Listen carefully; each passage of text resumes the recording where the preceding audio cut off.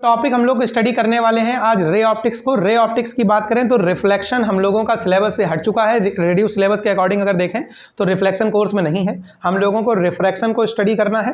Refraction की बात करें तो रिफ्रैक्शन बेसिक जो आप लोगों ने पढ़ा हुआ है इन क्लास 10th, उसको एक बार हम लोग क्विकली रिवाइज कर लेते हैं, क्योंकि बिना उसके हम लोग स्फेरिकल सरफेस से रिफ्रैक्शन को स्टडी नहीं कर पाएंगे। हम जल्दी जल्दी से आपको बताएं रिफ्रैक्शन क्या होता है। तो आप लोग जानते हो सर, जैसे मान लो अपने पास एक ग्लास स्लैब है, कोई भी लाइट रे, अब हमको ये बताना पड़ेगा कि रे क्या होता है। जब पढ़ाए थे तो प्रॉपर बताए थे, जिस चीज को एग्जाम में पूछ नहीं सकते उस पर हम जा नहीं रहे। कोई भी लाइट रे इस ग्लास स्लैब पर आकर इंसिडेंट होती है। हम लोगों को ये मालूम है सर, हम लोग तो यहाँ पर रे बनाए हैं, लेकिन एक्चुअल में ये एक इलेक्ट्रोमैग्नेटिक वेव है। और जब एक इलेक्ट्रोमैग्नेटिक वेव एक मीडियम से दूसरे मीडियम में जाती है तो उसकी वेवलेंथ इंपैक्टेड हो जाती है, मतलब उसकी वेवलेंथ पर इंपैक्ट आता है, लेकिन फ्रीक्वेंसी पर कोई चेंज नहीं आता, क्योंकि फ्रीक्वेंसी डायरेक्टली डिपेंड करती है कलर पर। मतलब कलर डिपेंड करता है फ्रीक्वेंसी पर। अगर एक ट्रांसपेरेंट ग्लास स्लैब आप लोग लेकर आओ, उसको जब लाइट पास करके आती है तो उसका कलर चेंज नहीं होता, मीनिंग फ्रीक्वेंसी में कोई चेंज नहीं होता, चेंज सिर्फ इसमें होता है वेवलेंथ में। ठीक है, लाइट एक मीडियम से दूसरे मीडियम में जाती है तो उसकी वेवलेंथ चेंज होती है, क्योंकि वेलोसिटी का फॉर्मूला है वेवलेंथ इनटू फ्रीक्वेंसी। अगर वेवलेंथ चेंज हो रहा है तो इसका मतलब ये हुआ कि लाइट की वेलोसिटी भी चेंज होगी। तो लाइट जब एक मीडियम से दूसरे मीडियम में गई तो उसकी वेलोसिटी चेंज होती है, जिसका इंपैक्ट हम ये देखते हैं कि लाइट अपने पथ से कुछ डेविएट हो जाती है। इसी फिनोमेनन को रिफ्रैक्शन ऑफ लाइट कहा जाता है। So what is refraction of light? When light changes its medium, या ऐसा बोल दो, when light goes from one medium to another it get deviated from its original path, and this phenomenon is known as refraction of light. तो हम लोग ये बात समझते हैं कि सर इसे रिफ्रैक्शन कहा जाता है।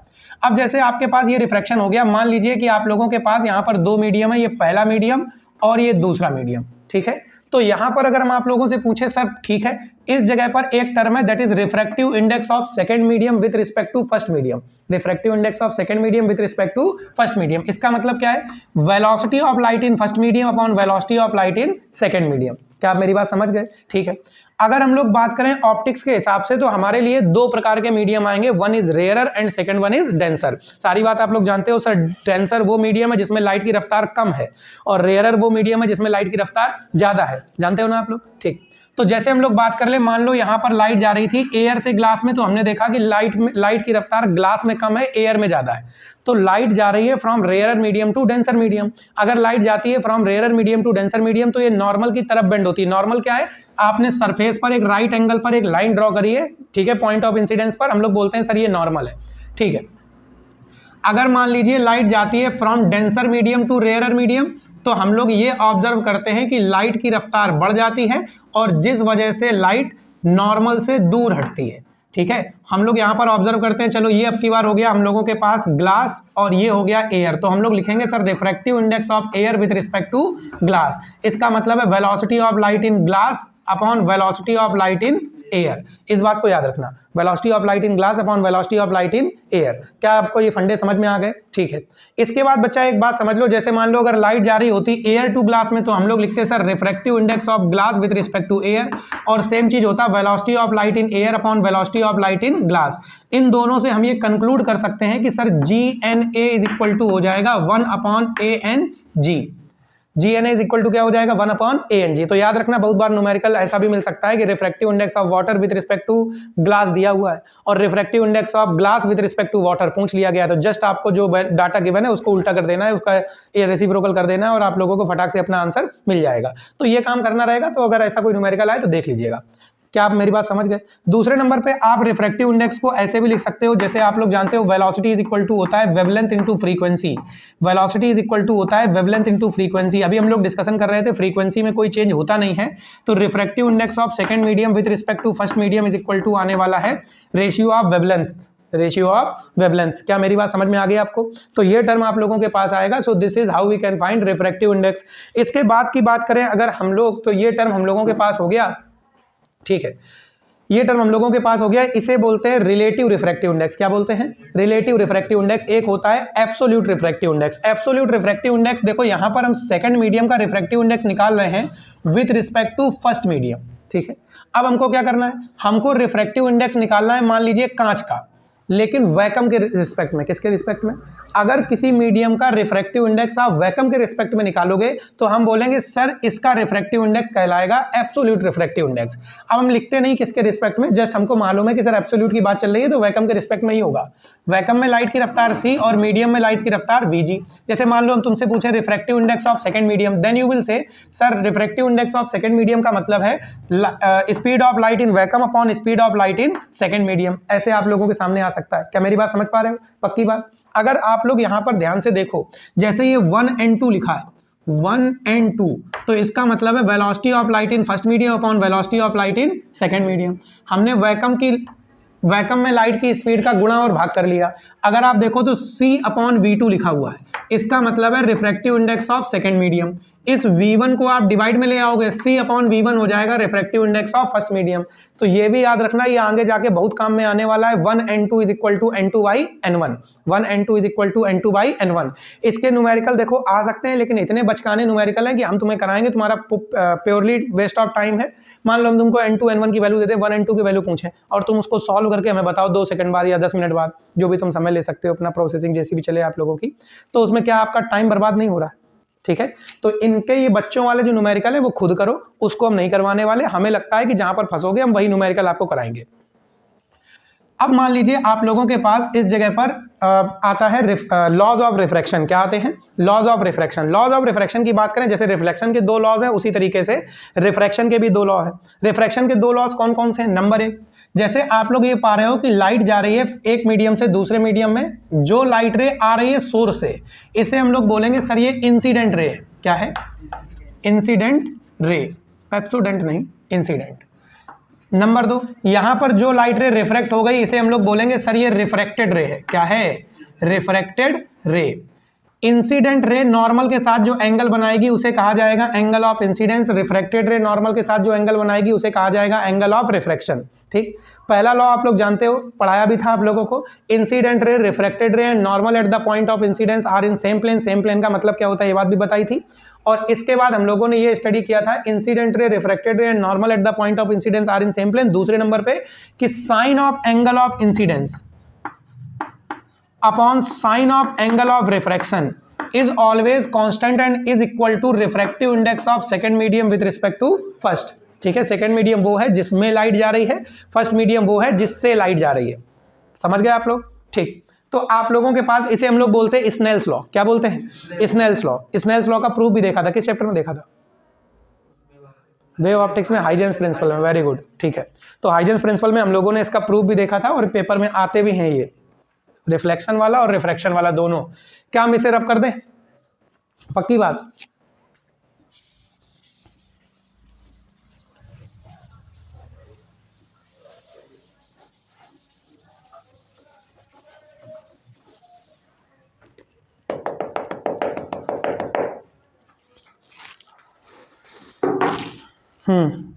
तो हम लोगों के पास ये कहानी हो गई, हम लोग समझ गए कि किस तरीके से रिफ्रैक्शन, किस तरीके से रिफ्रैक्शन हम लोग यहाँ पर रिफ्रैक्शन को स्टडी करते हैं, क्या होता है रिफ्लेक्शन, क्या होता है रिफ्रैक्शन, सारी बातें हम लोग समझ गए। अब अगर हम लोग बात करें तो क्रिटिकल एंगल और टोटल इंटरनल रिफ्लेक्शन नाम की भी चीज़ें आती हैं। ठीक है, उन पर हम नहीं जा रहे क्योंकि हमें मालूम है कि वो 10 तक पूछी जाती हैं। जस्ट हमें जितना ज़रूरत था स्फेरिकल सरफेस को स्टडी करने के लिए उधर हम जा रहे हैं। ठीक है, कोई नहीं पूछता 12th में, ना कभी आया है।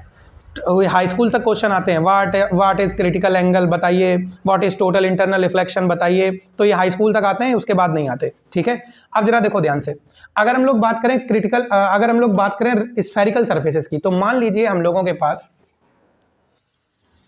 एक ग्लास की रॉड थी। उस ग्लास की रॉड पर आप लोगों ने घिस करके ऐसे एक स्फेरिकल सरफेस बना दी। ठीक है, अब इस स्फेरिकल सरफेस पर रिफ्रैक्शन कैसे होगा इसे हम लोगों को स्टडी करना है। दूसरे नंबर पे आप यहां पर घिस के ऐसे भी स्फेरिकल सरफेस बना सकते थे। तो आपके पास 2 प्रकार की स्फेरिकल सरफेसेस आएंगी। इनसे रिलेटेड कुछ टर्मिनोलॉजी हैं, उन्हें भी पता होना चाहिए। नंबर 1, एक टर्मिनोलॉजी है जिसे हम लोग कहते हैं अपर्चर। क्या बोलते हैं? अपर्चर। तो आप लोगों को ये M1 M2 दिख रहा है, ठीक है, इसे हम लोग बोलते हैं ओपनिंग ऑफ स्फेरिकल सरफेस।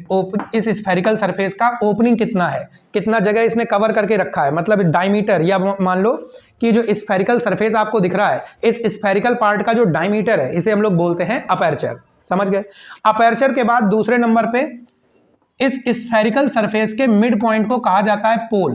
क्या कहा जाता है? Pole. Mid point of spherical surface is known as pole. यहां कहीं पर देखो, अगर आप ऐसे सर्किल कंप्लीट करोगे, ऐसे स्फीयर कंप्लीट करोगे, तो इधर कहीं सेंटर होगा, इसका इधर कहीं सेंटर होगा, तो इसे कहा जाता है centre of curvature, meaning centre of spherical surface. ठीक है, यहां पर mid point of spherical surface है। अगर हम इस स्फेरिकल सरफेस को पूरा कंप्लीट करें तो हम यहां पर उस स्फेरिकल सरफेस के सेंटर को क्या बोलेंगे? स्फेरिकल सरफेस का सेंटर बोलना सही नहीं होगा, स्फीयर के सेंटर को हम लोग सेंटर ऑफ कर्वेचर बोलेंगे। समझ गए आप लोग? सेंटर ऑफ कर्वेचर का काम क्या है? सेंटर ऑफ कर्वेचर का काम है परपेंडिकुलर ड्रॉ करना। जैसे इस जगह पर हमें एक नॉर्मल खींचना है, तो हमें यह मालूम है कि रेडियस हमेशा सरफेस पर परपेंडिकुलर होती है, तो जस्ट सेंटर ऑफ कर्वेचर से यहां मिला दो, ये एंगल कितना होगा? 90 डिग्री। तो जस्ट नॉर्मल ड्रॉ करने के लिए हम लोग सेंटर ऑफ कर्वेचर को यूज करते हैं। That is why centre of curvature important है। पोल और सेंटर ऑफ कर्वेचर को मिलाने वाली लाइन, हमने लाइन सेगमेंट नहीं कहा, पोल और सेंटर ऑफ कर्वेचर को मिलाने वाली लाइन कहलाती है प्रिंसिपल एक्सिस। क्या कहलाती है?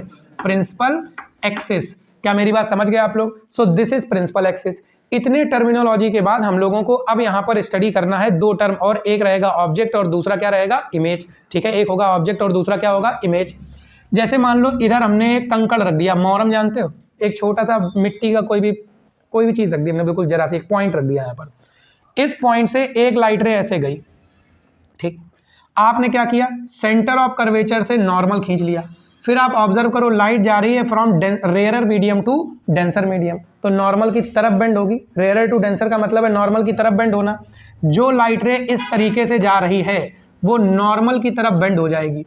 अब ऑब्वियस है इधर तो कभी प्रिंसिपल एक्सिस को काटेगी नहीं, तो हम लोग एक काम करते हैं, हम बोलते हैं कि सर अगर अपनी आंख को हम यहाँ पर रखें ना, तो हमको ये लगेगा कि लाइट रे कहीं यहाँ से आ रही है, और इस जगह पर एक इमेज बनेगा। दूसरे नंबर पे एक ऑब्जेक्ट यहाँ पर रखा है, लाइट रे चलो मान लो ऐसे गई, इधर बना दो क्योंकि उधर नॉर्मल खींचे हुए हैं।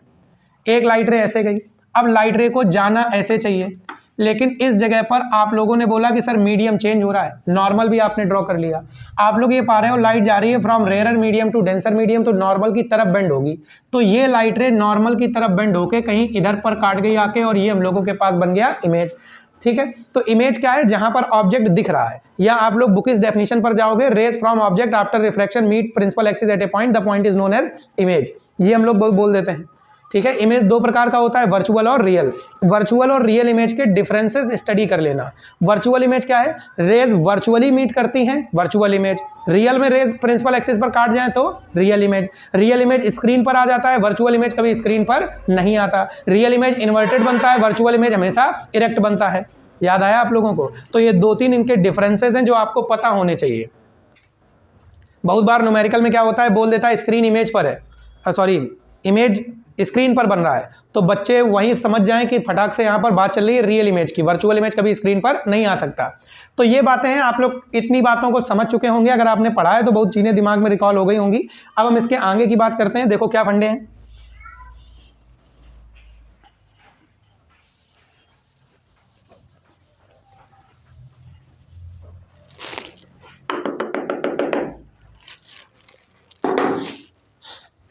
देखिए, तो ये कहानी हम लोगों के पास हो गई। सो this is about spherical surface. अब हम लोगों के पास स्फेरिकल सरफेस से रिफ्रैक्शन का फॉर्मूला आता है। ठीक है, इस रिफ्रैक्शन के फॉर्मूले से पहले एक छोटी बात आप लोगों को पता होनी चाहिए। अगर मान लो कभी हम तुम लोगों से बोलें साइन आई, या मान लो साइन थीटा बोल दें, साइन थीटा की वैल्यू कितनी, तो आप बोलोगे पहले मैं ये बताओ एंगल कितना। हम बोलें कि अगर मान लो एंगल है 0 डिग्री, तो आप बोलोगे सर साइन थीटा की वैल्यू कितनी आएगी? 0। अगर हम बोल दें एंगल 0 के आसपास है, मान लो 0.000008 इतना एंगल है, हम रेडियन में 0.00008 इतना एंगल है, हम तुम लोगों से ये पूछे कि बताओ अब साइन थीटा की वैल्यू कितनी आएगी, तुम बोलोगे सर एंगल 0 के आसपास है, तो साइन थीटा की वैल्यू भी 0 के आसपास आएगी। लेकिन अगर एंगल 0 होता तो साइन थीटा की वैल्यू 0 आती, लेकिन एंगल तो 0.00008 है, तो साइन थीटा की वैल्यू भी 0 के आसपास आनी चाहिए। हम लोग दिमाग नहीं लगाते वैल्यू निकालने में, हम लोग सीधे बोलते हैं कि सर एक काम करो, अगर एंगल बहुत छोटा है 0 के आसपास है तो साइन थीटा की वैल्यू थीटा ही बोल दो। क्या करोगे वैल्यू पता लगा के, जैसे साइन थीटा की वैल्यू दी गई है 0.00008, हम पूछे साइन थीटा कितना है, तुम बोलो साइन थीटा गोली मारो इतना ही रखो 0.00008। ऐसा क्यों, हम लोगों ने एक लंबा डिस्कशन किया था जब पढ़ रहे थे। फिलहाल अभी इतना दिमाग में रखो कि अगर एंगल बहुत छोटे हैं तो साइन थीटा को क्या रख दो, थीटा। टेन 0 की वैल्यू भी 0 होती है तो टेन थीटा को कितना रख दो, थीटा।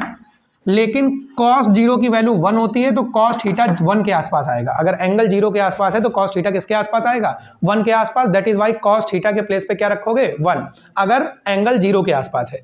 हमने एक प्रकार की रे आपको बताई थी, पैरेक्सियल रे। क्या बताई थी, पैरेक्सियल रे का मतलब क्या है, ऐसी रे जो प्रिंसिपल एक्सिस के साथ बिल्कुल 0 के आसपास एंगल बनाए, जो प्रिंसिपल एक्सिस के आसपास चले, प्रिंसिपल एक्सिस के साथ बहुत छोटा एंगल बनाया, ऐसी रेस को क्या बोलते हैं, पैरेक्सियल रे। ठीक है, तो हम लोग ये बात समझते हैं कि पैरेक्सियल रे क्या होती है। चलो ठीक है, तो पैरेक्सियल रे के आगे बढ़ते हैं।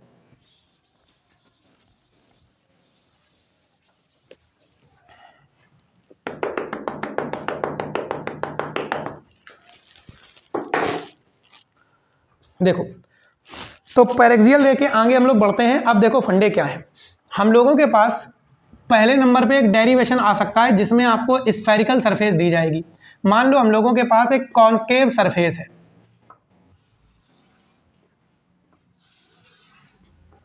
ठीक। इस कॉनकेव सरफेस की हम लोग बात करें तो इस कॉनकेव सरफेस का ये चलो प्रिंसिपल एक्सिस हो गया, यहां पर हो गया सेंटर ऑफ कर्वेचर।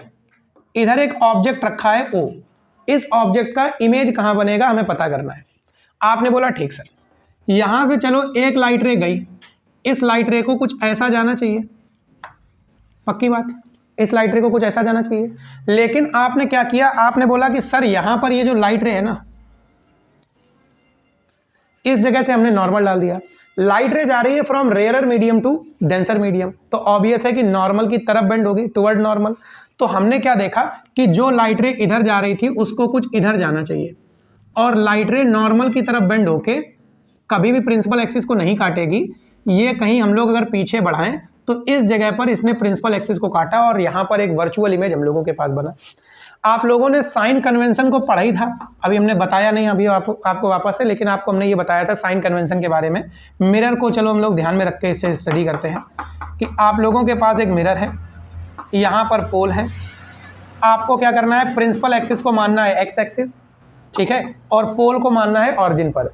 जो सारी डिस्टेंसेस पोल से निकालो, जो डिस्टेंसेस लेफ्ट हैंड साइड पर आए, क्योंकि x axis left hand side पर निगेटिव है, वो सारी डिस्टेंसेस माइनस की रखो। जो डिस्टेंसेस राइट हैंड साइड पर आए, एक्स एक्सिस वाली सारी डिस्टेंसेस राइट हैंड साइड पर पॉजिटिव होती है, उन्हें कैसा कंसीडर करो, पॉजिटिव। हाइट आपको निकालनी है, ऊपर की तरफ वाई एक्सिस पॉजिटिव है तो ऊपर की तरफ हाइट निकालोगे पॉजिटिव मानो, नीचे की तरफ हाइट निकालोगे तो निगेटिव मानो। ये बात आपको पता है, ठीक है। तो पॉजिटिव और निगेटिव कैसे आपके सामने आने वाला है, सारी बातें आप लोगों को हमें आई होप पता होंगी पहले से, तो हम लोग ये बात मान के चलते हैं। हाँ, यहाँ पर एक बात का क्राइटेरिया है कि ऑब्जेक्ट को हमेशा लेफ्ट हैंड साइड पर ही रखना है।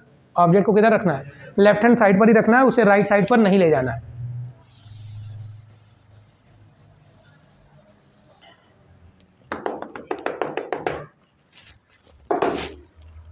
देखिए, तो इस जगह पर आप लोगों ने ये फिगर बना लिया, ठीक है।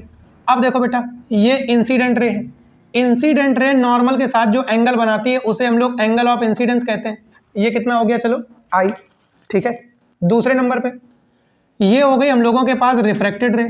रिफ्रैक्टेड रे नॉर्मल के साथ जो एंगल बनाती है उसे क्या लिखिएगा, आर। हम लोगों ने इन एंगल्स को अपनी मर्जी से अल्फा बीटा गामा मान लिया, ये अल्फा, ये बीटा, और ये क्या हो गया बेटा, गामा। इसे डाल दिया पॉइंट ए और यहां से एक नॉर्मल खींचा ए बी। क्या आपको इतनी बात समझ में आ रही, ठीक है। अब हम लोगों को लगाना क्या है रिफ्रैक्शन में, हम ले दे के जानते एक ही law, Snell's law, sine i upon sine r is equal to n. इसके अलावा तो हमें कुछ मालूम नहीं है, तो पहले तो फोकस करना पड़ेगा आई और आर को निकालने के लिए। तो हमने बोला कि सर एक काम करो, किसी तरीके से आई निकालो। तो एक ट्राइंगल हम लोगों के पास आ रहा है, आप लोग फिगर में देखो, जिस ट्राइंगल का नाम है AOC, दिखा आप लोगों को। ट्राइंगल AOC की बात करें तो गामा यहां पर एक्सटीरियर एंगल है, और एक्सटीरियर एंगल हमेशा दूर वाले दोनों एंगल के सम के बराबर होता है, तो one angle is I and second angle is alpha. तो ये किसके बराबर हो गया? आई प्लस अल्फा। सो आई की वैल्यू हम लोगों के पास आ जाएगी गामा माइनस अल्फा। इसे डाल देते हैं इक्वेशन नंबर 1। दूसरे नंबर पर हम लोगों के पास एक ट्राइंगल आएगा जिसका नाम है ए आई सी। अब देखना यहां पर ध्यान से, ये एंगल आर है, ये छोटा सा एंगल दिख रहा है, और देखो ये पड़ेगा इसका वर्टिकली अपोजिट एंगल, तो ये भी कितना होगा? आर। देखा आपको? तो ए आई सी ट्राइंगल की अगर आप बात करो तो गामा इसका भी एक्सटीरियर एंगल है, लेकिन गामा अब की बार बराबर होगा बीटा प्लस आर के। तो आर की वैल्यू हम लोगों के पास हो जाएगी गामा माइनस बीटा। आर की वैल्यू कितनी हो जाएगी? सही तो किया हमने, फिर क्या दिक्कत की बात? ये हो गया अपने पास नंबर 2। बोलो कोई दिक्कत की बात? यहां लिख रहा है, दिख रहा है? ठीक है। स्नेल्स लॉ क्या बोलता है? Sine i over sine r is equal to क्या होता है बेटा? एन नहीं, 1 and 2 refractive index of second medium with respect to first. First medium वो मीडियम है जिससे लाइट जाए, सेकंड मीडियम वो मीडियम है जिसमें लाइट जाए। ठीक है, तो 1 and 2 हो जाएगा। अब देखो हम मान के चलते हैं कि रेज पैरेक्सियल है। रेज कैसी है? Paraxial.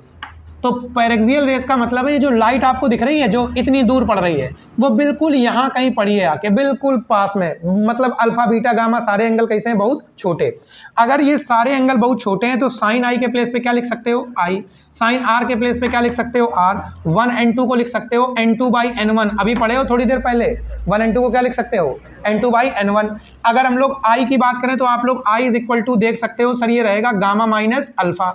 Are is equal to आप लोग देख सकते हो तो क्या रहेगा? Beta plus gamma minus beta रहेगा, sorry gamma minus beta is equal to हो जाएगा n2/n1। क्रॉस मल्टीप्लीकेशन कर लो, n1 gamma minus n1 alpha is equal to n2 gamma minus n2 beta.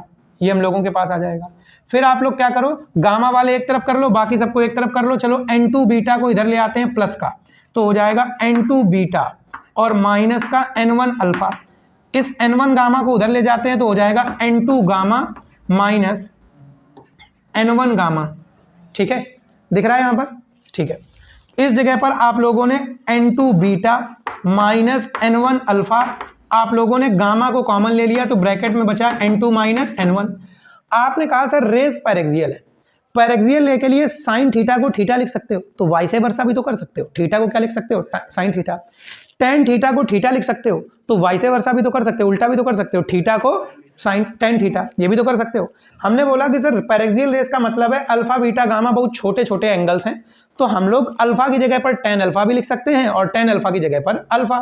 तो हम लोग इसे कर देते हैं, यहाँ पर बीटा के प्लेस पे लिखते हैं टेन बीटा, तो हम लोगों के पास आएगा n2 tan beta minus n1 tan alpha बराबर गामा के प्लेस पे कर दो टेन गामा और इधर कर दो n2 माइनस n1। क्या मेरी बात समझ आ रही है आपको? ठीक। इसके बाद देखो बेटा, अगर हम लोग बात करें n2 टेन बीटा यहां पर देखो tan theta is equal to perpendicular upon base होता है। अगर हम लोग टेन बीटा की बात करें तो परपेंडिकुलर इसके लिए AB है, और बेस की बात करोगे तो बेस हम लोगों के पास रहेगा BI minus n1। Tan alpha की बात करो, परपेंडिकुलर इसके लिए AB है, और बेस की बात करोगे तो बेटा कितना रहेगा? BO बराबर टेन गामा की बात करो, परपेंडिकुलर इसके लिए AB है, और बेस की बात करोगे तो कितना रहेगा भैया? BC, और इधर हो जाएगा n2 माइनस n1। क्या मेरी बात समझ पा रहे हो? क्या मेरी बात समझ पा रहे हो? ठीक। इस जगह पर देखो बेटा, आपको न्यूमरेटर में AB कॉमन मिलेगा, और कॉमन लेके AB को काट दीजिए तो आपके पास बचेगा n2 upon BI minus n1 upon BO बराबर n2 minus n1 upon BC। क्या मेरी बात आप समझ पा रहे हैं? अब हमने बोला कि सर अगर रेज पैरेक्सियल है ना, यहीं पर फिगर में देखो तो रे कहीं यहां पड़ी होगी, मतलब पॉइंट है कहीं बहुत पास में होगा। मैं इधर बनाना चाहिए, हमने इधर बना रहा है जिसमें फिगर आपस में मर्ज ना हो। तो जो पॉइंट B है वो बिल्कुल P के आसपास आएगा। पॉइंट B बिल्कुल कहां पर आएगा? P के आसपास। तो हम लोग ये जानते हैं कि जो पॉइंट B है वो बिल्कुल किसके ऊपर बैठा हुआ है? पॉइंट P के, क्योंकि रेस कैसी है? पैरेक्सियल। तो जहां जहां B है वहां वहां क्या कर दो बेटा? P। तो N2 upon P I N1 upon P O is equal to N2 minus N1 upon P C. क्या मेरी बात समझ गए? अब देखो N2 अपॉन पी आई, पोल से इमेज तक की दूरी क्या लिखते हैं, याद करो, पोल से इमेज तक की दूरी v, लेफ्ट हैंड साइड पर है तो माइनस का, माइनस N1 अपॉन पीओ, पोल से ऑब्जेक्ट तक की दूरी u, लेफ्ट हैंड साइड पर है तो माइनस का, बराबर में N2 minus N1 upon PC, पोल से सेंटर तक की दूरी r, लेफ्ट हैंड साइड पर है तो माइनस का। ये माइनस कॉमन लेके काट दो, बचेगा आपके पास N2 by v minus N1 upon u is equal to N2 minus N1 upon r. Numerical लगाते टाइम ये फॉर्मूला यूज करेंगे, पेपर में पूछा जाएगा तो एक स्टेप आगे का डेरिवेशन आएगा, उसमें आप लोग क्या करो, दोनों तरफ से N1 कॉमन ले लो। जब दोनों तरफ से N1 कॉमन लोगे तो बचेगा N2 by N1 upon v minus ये 1 बचेगा 1 अपॉन यू, इधर से भी N1 को कॉमन ले लो और बचेगा N2 by N1 minus 1 upon are. N1 से N1 काट दो, N2 अपॉन N1 होता है 1 N2 upon V minus 1 upon U is equal to 1 N2 minus 1 upon R। ये आप लोगों के पास पेपर में डेरिवेशन पूछा जा सकता है, तो ये डेरिवेशन है जो आप लोगों को पता होना चाहिए। ठीक है, क्या आप मेरी बात समझ गए? बोलो कोई दिक्कत की बात? ठीक है, ये किस सरफेस के लिए है, कॉनकेव की कॉन्वेक्स? Concave surface. ठीक है, सिमिलरली कॉन्वेक्स सरफेस के लिए भी डेरिवेशन आता है, तो उसे भी देख लो जल्दी से, कॉन्वेक्स सरफेस का डेरिवेशन क्या कहता है। ठीक है, देखो बच्चा ध्यान से, इसे हम रब करें, स्क्रीनशॉट लेना ठीक है, रब कर दे।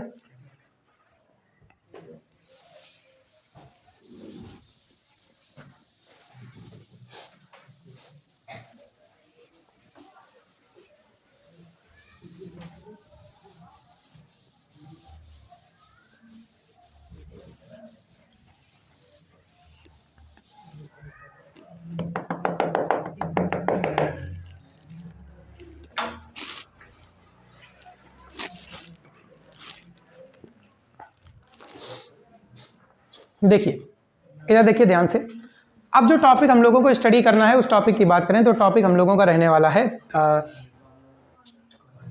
कॉन्वेक्स सरफेस के लिए रिफ्रैक्शन फार्मूला।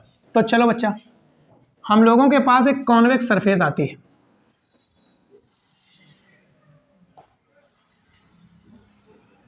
ठीक, यहां कहीं पोल है, ठीक है, और इधर कहीं हम लोगों के पास इसका सेंटर ऑफ कर्वेचर, चलो थोड़ा पास रखें, सेंटर ऑफ कर्वेचर यहां पर है। इधर आप लोगों ने एक ऑब्जेक्ट को रखा, एक रे ऑब्जेक्ट से गई, आपने सेंटर ऑफ कर्वेचर से मिलाया, ये तो नॉर्मल हो गया। लाइट जा रही थी from rarer medium to denser medium, तो नॉर्मल की तरफ ये लाइट बेंड होती है और यहां कहीं पर आके एक इमेज फॉर्म हो जाता है। क्या मेरी बात समझ पा रहे हो? इंसिडेंट रे नॉर्मल के साथ जो एंगल बनाएगी उसे कहा जाएगा angle of incidence. Refracted ray normal के साथ जो एंगल बनाएगी उसे कहा जाएगा एंगल ऑफ रिफ्रैक्शन। एक एंगल अपनी मर्जी से अल्फा मानो, दूसरे को बोलो बीटा और तीसरे को बोल दो गामा। क्या मेरी बात समझ पा रहे हैं? इस पॉइंट को आपने ए बोला और अभी परपेंडिकुलर बाद में डालेंगे, पहले हम लोग आई और आर की वैल्यू निकालेंगे। ठीक है, आपके पास एक ट्राइंगल आएगा जिस ट्राइंगल का नाम है AOC। देखो ट्राइंगल AOC दिखा आप लोगों को, ट्राइंगल AOC। इस ट्राइंगल AOC की अगर हम लोग बात करें तो यहां पर I इसका एक्सटीरियर एंगल है, I इज इक्वल टू हो जाएगा अल्फा प्लस बीटा। ये हम लोग के पास हो गया इक्वेशन 1। दूसरा ट्राइंगल जिसमें आपको R दिख रहा है दैट इज ACI, दिखा, इसमें बीटा एक्सटीरियर एंगल है, दिखा आप लोगों को, तो बीटा इज इक्वल टू हो जाएगा R प्लस गामा, तो R इज इक्वल टू हो जाएगा बीटा माइनस गामा। ये हो गया इक्वेशन नंबर 2।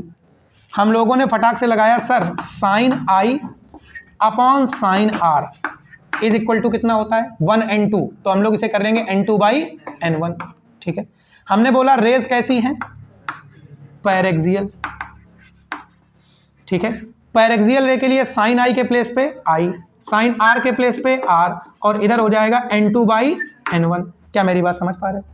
आपने आई की वैल्यू रख दी that is alpha plus beta, आपने आर की वैल्यू रख दी that is beta minus gamma, बराबर में क्या बचा n2 by n1, cross multiplication कर दिया, n1 alpha plus n1 beta बराबर n2 beta minus n2 gamma.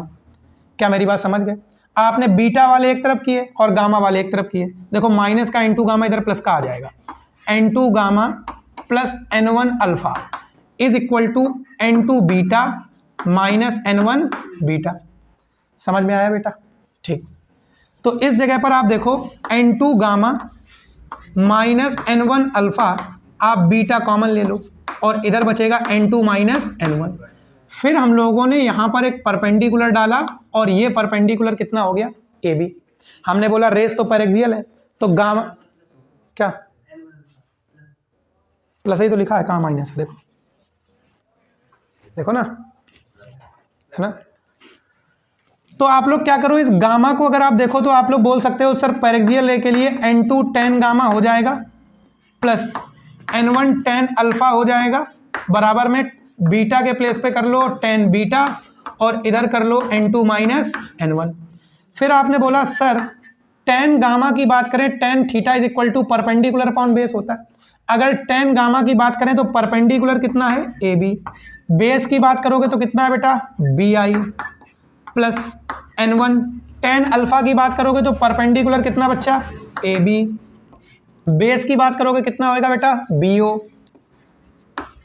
बराबर tan बीटा की बात करोगे तो परपेंडिकुलर AB, बेस की बात करोगे तो BC, इधर हो जाएगा n2 माइनस n1। अरे कोई दिक्कत की बात, क्या AB कॉमन लेके कट जाएगा? तो आपने AB को कॉमन लिया और कॉमन लेकर काट दिया, आपके पास बचा n2 बटे BI प्लस n1 बटे BO बराबर n2 minus n1 upon BC। क्या मेरी बात समझ पा रहे हैं? फिर आपने बोला कि सर यहां पर एक फंडा ये है कि रेस तो पैरेक्सियल है, पिछले का केस में किया है, तो B पॉइंट बिल्कुल कहां पर पहुंचेगा P पर, तो हम लिख नहीं रहे, हम डायरेक्ट B पॉइंट के प्लेस पर क्या कर दे रहे हैं P, तो बचेगा n2 upon PI plus n1 upon PO is equal to n2 minus n1 upon PC। अब आप सारी वैल्यूज पुट कर लो, n2 अपॉन PI पोल से इमेज तक की दूरी V, राइट हैंड साइड पर है तो प्लस, देखो हम माइनस का साइन यहां लगाएंगे, PO पोल से ऑब्जेक्ट तक की दूरी U, लेफ्ट हैंड साइड पर है तो minus, n2 minus n1 upon PC पोल से सेंटर तक की दूरी राइट हैंड साइड पर है तो प्लस, n1 कॉमन ले लो, अभी हमने पिछले केस में किया था ना, n1 कॉमन लेके सॉल्व किया था, पिछले ही वाला फॉर्मूला है, n1 कॉमन लेके सॉल्व करोगे तो बन जाएगा 1n2 upon V minus 1 upon U is equal to 1n2 minus 1 upon R। बोलो, थक गए? ठीक, क्या ये बात समझ में आ गई तुमको? पक्की बात, कोई दिक्कत की बात? ठीक, ले लो इसका भैया स्क्रीनशॉट ले लो अगर लेना है तो, मोबाइल में लोगे स्क्रीनशॉट। ठीक, हाँ वेरी इंपॉर्टेंट वीडियो।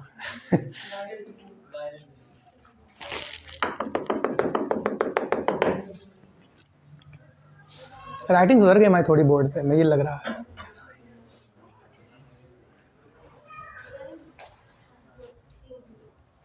रब कर दे,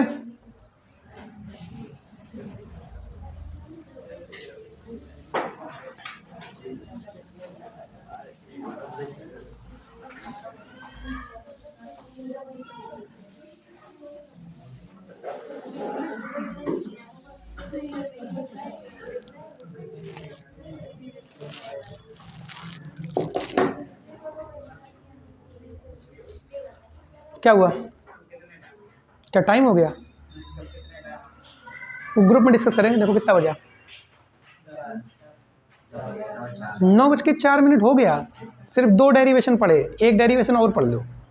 ठीक है, हम तो कह रहे हैं इसके सवाल देखो, जो इस टॉपिक से रिलेटेड सवाल आते हैं। ठीक है, क्या सवाल में रहेगा? आप लोगों को नंबर 1 बच्चों वाला सवाल मिलेगा, जिसमें आपके सामने एक कांच का स्फीयर है। अच्छा, हमने कुछ बातें याद कराई थी, पानी का रिफ्रैक्टिव इंडेक्स, 3/2, बहुत बढ़िया।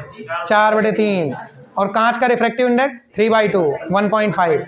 Refractive index of glass 1.5, refractive index of water 4/3। ठीक है, ठीक। एक कांच का गोला है,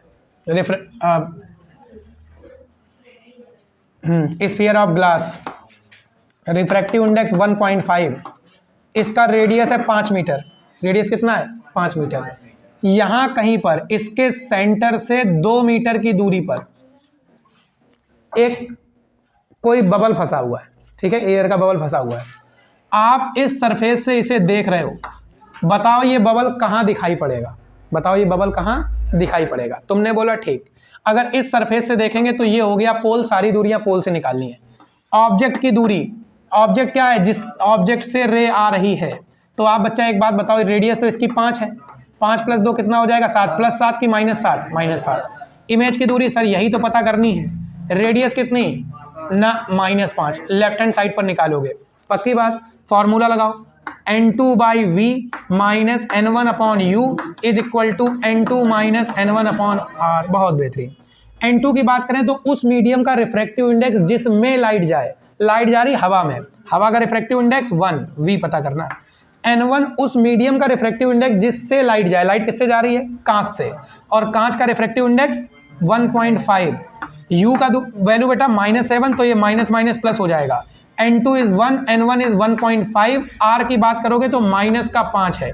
सॉल्व करो, 1/v इज इक्वल टू हो जाएगा, देखो उधर बचेगा 0.5, -0.5 अपॉन में -5 और -1.5/7।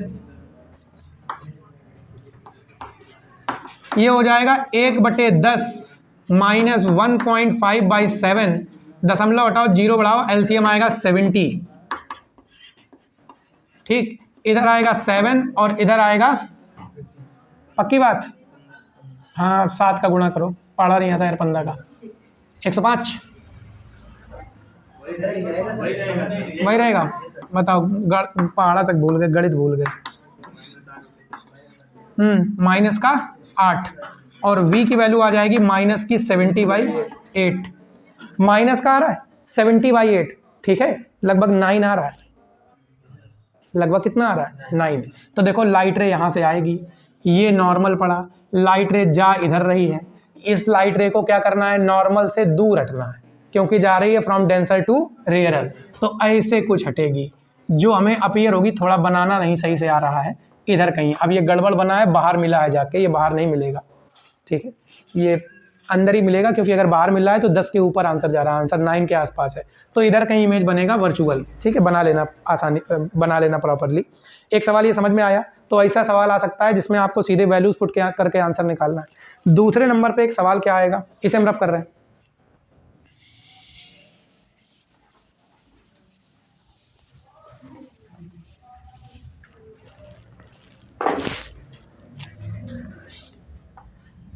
आपको एक कांच का स्फीयर दे देंगे, थोड़ा बड़ा फिगर बनाए जिसमें बने अच्छा, ठीक।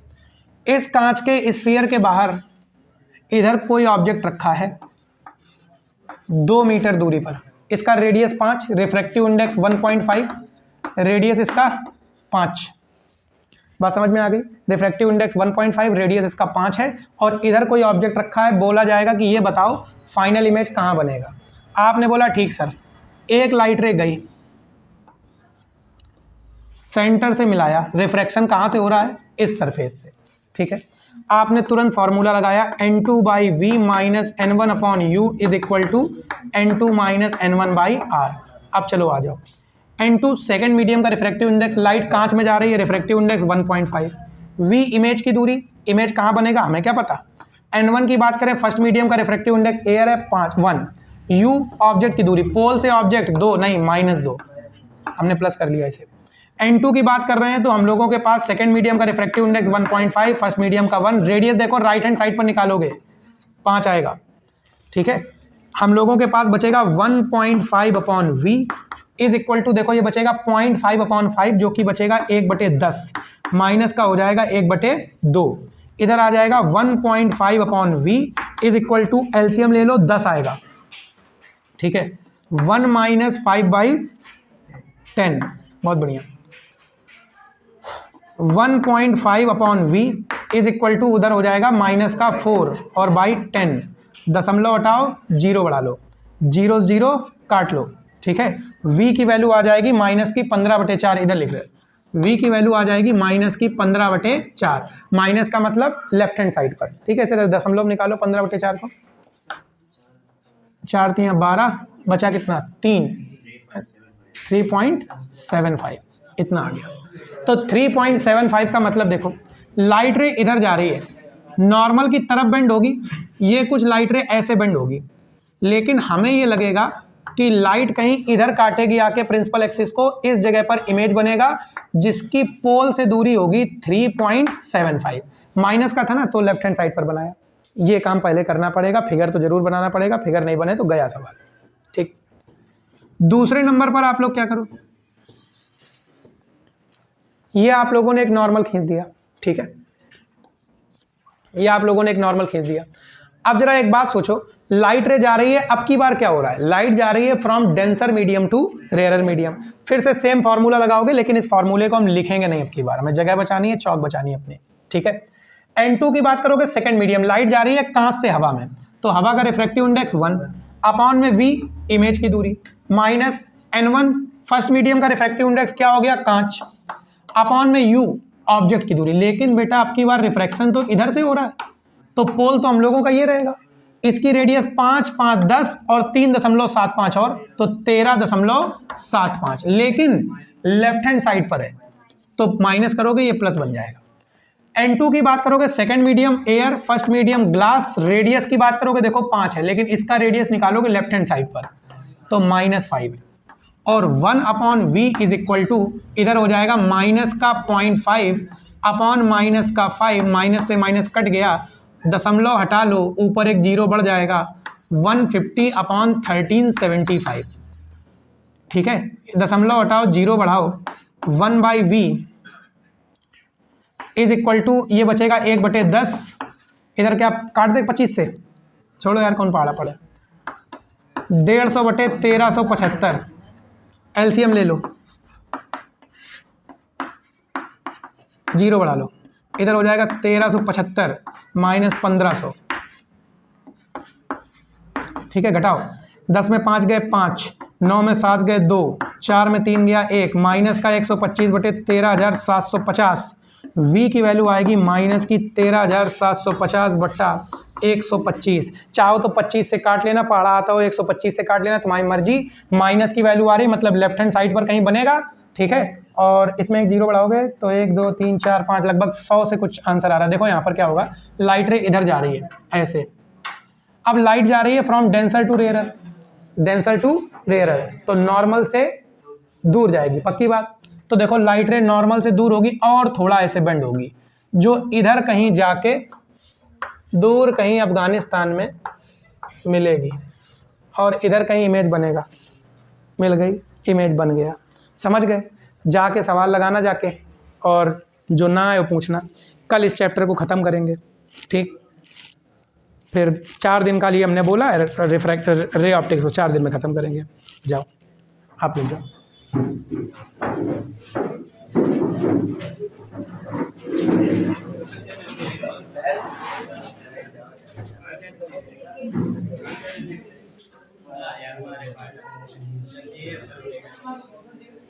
सर के सामने का अच्छा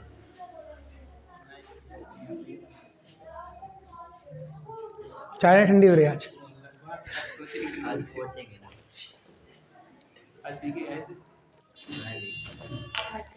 ठीक है क्या। तो बता रहे थे N2 upon v minus N1 upon u is equal to N2 minus N1 upon r, ये हम लोगों ने फॉर्मूला देखा था, हम लोगों ने इसके न्यूमेरिकल भी करे थे। एक न्यूमेरिकल और छोटा सा दे रहे हैं, जरा उसे आप लोग फटाक से कॉपी निकाल के करो। अमन यादव हमें रास्ते में मिला था, आया क्यों नहीं अमन यादव, काय रास्ते में खड़ा। देखो तो हम लोगों के पास यहाँ पर एक स्फीयर है, और मान लो ये वाटर का स्फीयर है, मतलब पानी का। रिफ्रैक्टिव इंडेक्स ऑफ वाटर कितना होता है बच्चा, 4/3, ठीक। एक पैरेलल बीम ऑफ लाइट आ रही है, बताओ ये प्रिंसिपल एक्सिस को कहाँ काटेगी? एक पैरेलल बीम ऑफ लाइट आ रही है, बताओ ये प्रिंसिपल एक्सिस को कहाँ काटेगी?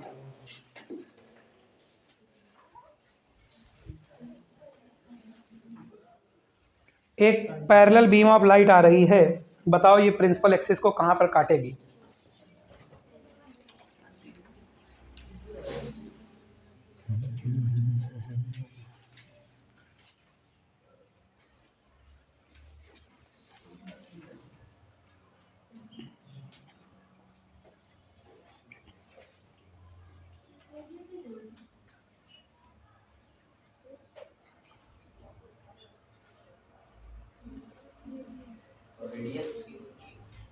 रेडियस की 5, बताना भूल गए?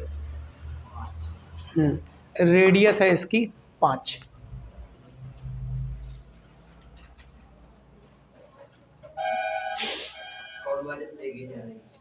फाइनल कहाँ काटेगी? फाइनल इमेज पूछी जा रही, फाइनल इमेज कहाँ पर ये प्रिंसिपल एक्सिस को काटेगी, तो फाइनल इमेज ही पूछी जा रही।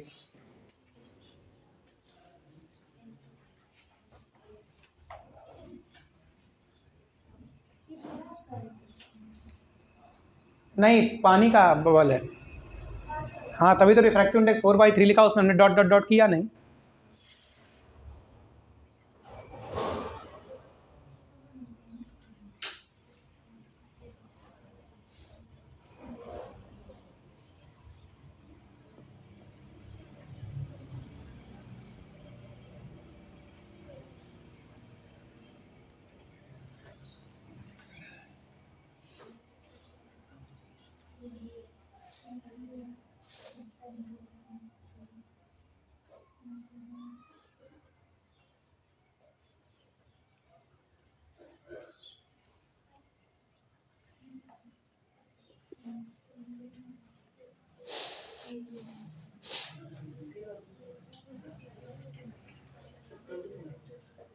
बीस सेंटीमीटर किधर? 20 सेंटीमीटर किधर? फाइनल इमेज कहाँ बनेगा ये तो बताओ, पूरा आंसर दो अपना।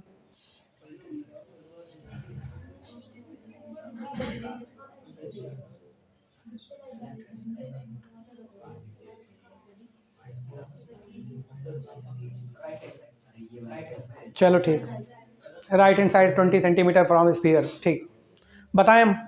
चलो देखो भाई, पहले नंबर पे आप इस स्फीयर की बात करो तो फॉर्मूला क्या है? N2/V minus N1/U is equal to N2 minus N1/R। ठीक, तो N2/V minus N1/U is equal to N2 minus N1/R लगाओगे। पहली सरफेस के लिए बात करो तो एक बात बताओ, हमको ये पता करना है कि पहले तो सेकंड मीडियम कौन है? लाइट जा रही हवा से पानी में, तो सेकंड मीडियम हो गया वाटर, हमको इमेज की दूरी पता करनी है। N1 की बात करो एयर, तो एयर का रिफ्रैक्टिव इंडेक्स 1, U क्या है? ऑब्जेक्ट की दूरी। क्या ऑब्जेक्ट इन्फिनिटी पर रखा है? तभी तो रे प्रिंसिपल एक्सिस के पैरेलल है। अगर ऑब्जेक्ट इन्फिनिटी पर है तो आप लोग U के प्लेस पे माइनस इन्फिनिटी रखोगे, उससे कोई फर्क नहीं पड़ता। N2 की वैल्यू 4/3, N1 की वैल्यू 1। R की वैल्यू की बात करोगे तो इस सरफेस के लिए अगर आप लोग बात करोगे तो रेडियस राइट हैंड साइड पर निकालोगे, दैट इज वाई ये कैसा रहेगा? प्लस का। आपके पास आंसर आएगा 4/3V, ये हो जाएगा 0। बराबर में बच्चा इसे सॉल्व करोगे तो 1/3 सॉल्व कर लेना, 1/15 आएगा, ये हो जाएगा 5। और V की वैल्यू कितनी आएगी? 20। कितनी आएगी? 20। मतलब ये हुआ, यहाँ पर जैसे हम लोगों ने एक नॉर्मल ड्रॉ कर दिया, लाइट रे जा रही थी from rare medium to denser medium, तो ये नॉर्मल की तरफ बेंड होगी। अब ये जब नॉर्मल की तरफ बेंड होगी तो ऐसे कहीं जा करके यहां पर कहीं पर ये काटेगी। अब इस दूरी की बात करो, क्योंकि इसकी रेडियस 5 है, डायमीटर 10 होगा, तो ऑब्वियस है ये दूरी कितनी होगी? 10। यहां पर भी तो एक बार रिफ्रैक्शन होगा, इधर भी तो एक बार रिफ्रैक्शन होगा, इधर रिफ्रैक्शन नहीं कराएंगे क्या? यहां पर भी कराना पड़ेगा। तो इस जगह पर हम देखो फॉर्मूला सेम लगा रहे हैं, लेकिन हम डायरेक्ट वैल्यू पुट करेंगे। अब लाइट जा रही है वाटर से एयर में, तो सेकेंड मीडियम एयर हो गया, एयर का रिफ्रैक्टिव इंडेक्स 1, इमेज की दूरी पता करनी है। माइनस N1 की बात करोगे, वाटर का रिफ्रैक्टिव इंडेक्स 4/3। ऑब्जेक्ट की दूरी, इस दूसरी सरफेस के लिए ऑब्जेक्ट कहां पर रखा हुआ है? 10 सेंटीमीटर, राइट हैंड साइड पर है तो प्लस का रख दो। बराबर N2 की बात करोगे 1, N1 की बात करोगे 4/3, रेडियस की बात करोगे इस सरफेस के लिए रेडियस लेफ्ट हैंड साइड पर है तो माइनस का 5 रखोगे। बोलो मेरी बात समझ में आ गई? अब चलो इस जगह पर 1/V माइनस का देखो इधर 2 कर लो, इधर कर लो 5, माइनस का 1/15 हम डायरेक्ट इधर भेजेंगे तो 1/15 प्लस का आएगा। देखो यहाँ पर बचने वाला है माइनस का 1/15 और जो कि बन जाएगा प्लस का 1/15। इतना लेट का आया भैया, जमा रहे तो हमसे आगे थे तुम। ये टोटल कितना आएगा, 1/15 आएगा। क्या मेरी बात समझ गए? अब इसे तुम सॉल्व कर लोगे तो v की वैल्यू आ जाएगी भाई 7.5 और प्लस का आएगा। कितनी आएगी? 7.5 और वो भी कैसी? प्लस की। तो इस जगह पर लाइट रे देखो जा रही है from denser medium to rare medium, normal की नॉर्मल से अवे बेंड होगी, इधर नहीं जाएगी, दूर नॉर्मल से जाएगी, यहाँ कहीं पर मिलेगी और ये डिस्टेंस होगी 7.5 सेंटीमीटर। ठीक है, तो रे प्रिंसिपल एक्सिस को काटेगी स्फीयर के बाहर 7.5 सेंटीमीटर की दूरी पर, स्फीयर से 7.5 सेंटीमीटर की दूरी पर। क्या सवाल समझ में आ गया? तो दोनों सरफेसेस पर रिफ्रैक्शन कराओ, ऐसा नहीं कि एक सरफेस पर रिफ्रैक्शन करा रहे हो। और बिना फिगर बनाए तुम्हें आइडिया नहीं लगेगा कि दूसरे पोल से दूरी कितनी है, तो इसलिए फिगर जरूर बनाएं इसका। अगर फिगर नहीं बनाएंगे तो न्यूमेरिकल फिर मुश्किल है जो आपसे सॉल्व हो जाए। खैर चलो ठीक है, हम लोग ये बात समझ गए कि इस तरीके से न्यूमेरिकल कैसे, एक तरफ बाउंडेड सरफेस, एक तरफ कर्व स्फेरिकल सरफेस है। ठीक है, आप लोगों ने बोला कि सर ये भी एक लेंस है, इसे आप लेंस नहीं बोल सकते, इसे हम लोग स्लैब बोलेंगे। तो लेंस के लिए क्राइटेरिया क्या है? आप लोग एक ऐसा ट्रांसपेरेंट मीडियम लेकर आओ जिस ट्रांसपेरेंट मीडियम के या तो दोनों तरफ स्फेरिकल सरफेस हो या तो एटलीस्ट एक तरफ स्फेरिकल सरफेस हो। तो any transparent medium bounded between at least one surface. ठीक है, तो हम लोग बोलेंगे कि सर ऐसे ट्रांसपेरेंट मीडियम को क्या बोल देते हैं? लेंस। लेंस की बात करें तो नाम देना भी आप लोगों को आता होगा। जैसे हम इस लेंस की बात करें तो ये सरफेस है कॉन्वेक्स, ये सरफेस भी कॉन्वेक्स, बोलोगे कॉन्वेक्सो कॉन्वेक्स, इसे बोलोगे कॉन्वेक्सो प्लेन, इसे नहीं बोलोगे प्लेनो प्लेन। ठीक है, जैसे मान लो ये सरफेस, ये लेंस हम आपके सामने दे दें तो आप लोग बोलोगे कॉनकेवो प्लेन। जैसे मान लीजिए इसे दे दें तो कॉनकेवो कॉनकेव। अब कॉनकेवो कॉनकेव या कॉन्वेक्सो कॉन्वेक्स, इसे बाई कॉनकेव और बाई कॉन्वेक्स भी कहते हैं। बाई वर्ड हटा के कॉन्वेक्स और कॉनकेव भी कह सकते हो, कोई दिक्कत वाली बात इसमें नहीं है। समझ गए आप लोग? तो ये कहानी हम लोगों के पास है। तो इस तरीके से कोई भी लेंस आएगा आप लोग आसानी से नाम दे देंगे उसका, कोई रॉकेट साइंस इसमें नहीं है। लेंस से रिलेटेड कुछ टर्मिनोलॉजीज को हम लोग समझ लेते हैं। जैसे अपने पास कोई एक लेंस आ गया, फॉर एग्जाम्पल अभी हम लोग बात कर रहे हैं एक कॉन्वेक्स लेंस की, एक बाई कॉन्वेक्स लेंस है। इसमें ऑब्वियस है कि यहाँ पर अगर आप देखो तो एक स्फेरिकल सरफेस, ये इस स्फेरिकल सरफेस का सेंटर कहीं इधर होगा और इस स्फेरिकल सरफेस का सेंटर कहीं इधर होगा।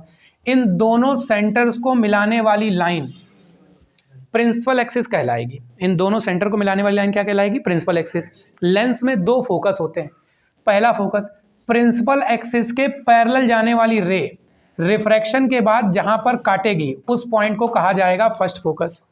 प्रिंसिपल एक्सिस पर ऐसा पॉइंट जहां से जाने वाली रे आफ्टर रिफ्रैक्शन प्रिंसिपल एक्सिस के पैरेलल हो जाएगी, हम उसे क्या बोलेंगे? Second focus. अगर मान लो यहां पर बाई कॉनकेव लेंस होता, अच्छा ये तो जानते हो कि इसे कन्वर्जिंग और इसे डाइवर्जिंग लेंस कहते हैं। क्या बिल्कुल हम बेसिक से पढ़ाएं, जब जितना पढ़ा रहे थे, जो चीज़ें जानते हो ना उसको लेके चलें, जल्दी से टाइम कम लगाएं और जो इंपॉर्टेंट टॉपिक बोर्ड एग्जाम के पॉइंट ऑफ व्यू से हैं उन्हें बताए दे रहे हैं। ठीक है, अब यहाँ पर बच्चा क्या है कि आप लोगों ने एक रे प्रिंसिपल एक्सिस के पैरेलल डाली, ये ऐसे चली गई, तो ऑब्वियस है हमको अपीयर होगी ये यहाँ कहीं पर इंटरसेक्ट कर रही है। सो this is our first focus. दूसरी रे आप लोगों ने ऐसे डाल दी, जो अगर लेंस नहीं आता कहीं यहाँ पर प्रिंसिपल एक्सिस को काटती, रिफ्रैक्शन के बाद प्रिंसिपल एक्सिस के पैरेलल हो गई, हम लोग बोलेंगे ये क्या है? Second focus. तो हम लोगों के पास ये फर्स्ट फोकस, सेकंड फोकस, दोनों प्रकार के लेंसेज हम लोगों के बात समझ में आ गई। अब आप लोगों से कहा जाता है कि इन लेंसेज से रिलेटेड आप लोगों को फोकल लेंथ का फॉर्मूला डिराइव करना है या फिर इमेज और ऑब्जेक्ट की दूरी के बीच में एक रिलेशन बताना है। ठीक है, अगर हम इसकी बात करें तो आपको ये बात समझनी होगी कि जो भी अपने पास डेरिवेशंस हैं वो थिन लेंसेज के हैं, ना कि थिक लेंसेज के। मतलब पतले लेंसेज की बात चलेगी, ना कि मोटे लेंसेज की बात चलेगी। ठीक है, तो हम इसे रब कर दें।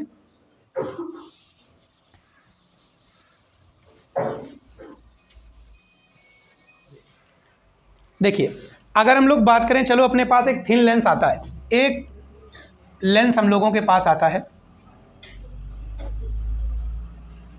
ठीक है, और इस लेंस की बात अगर हम लोग बच्चा करें तो चलो, हाँ इसमें एक टर्म होता है ऑप्टिकल सेंटर। ये हमने आपको बताया क्या? अभी नहीं बताया, तो आपको हमने पहले तो बताया हुआ था।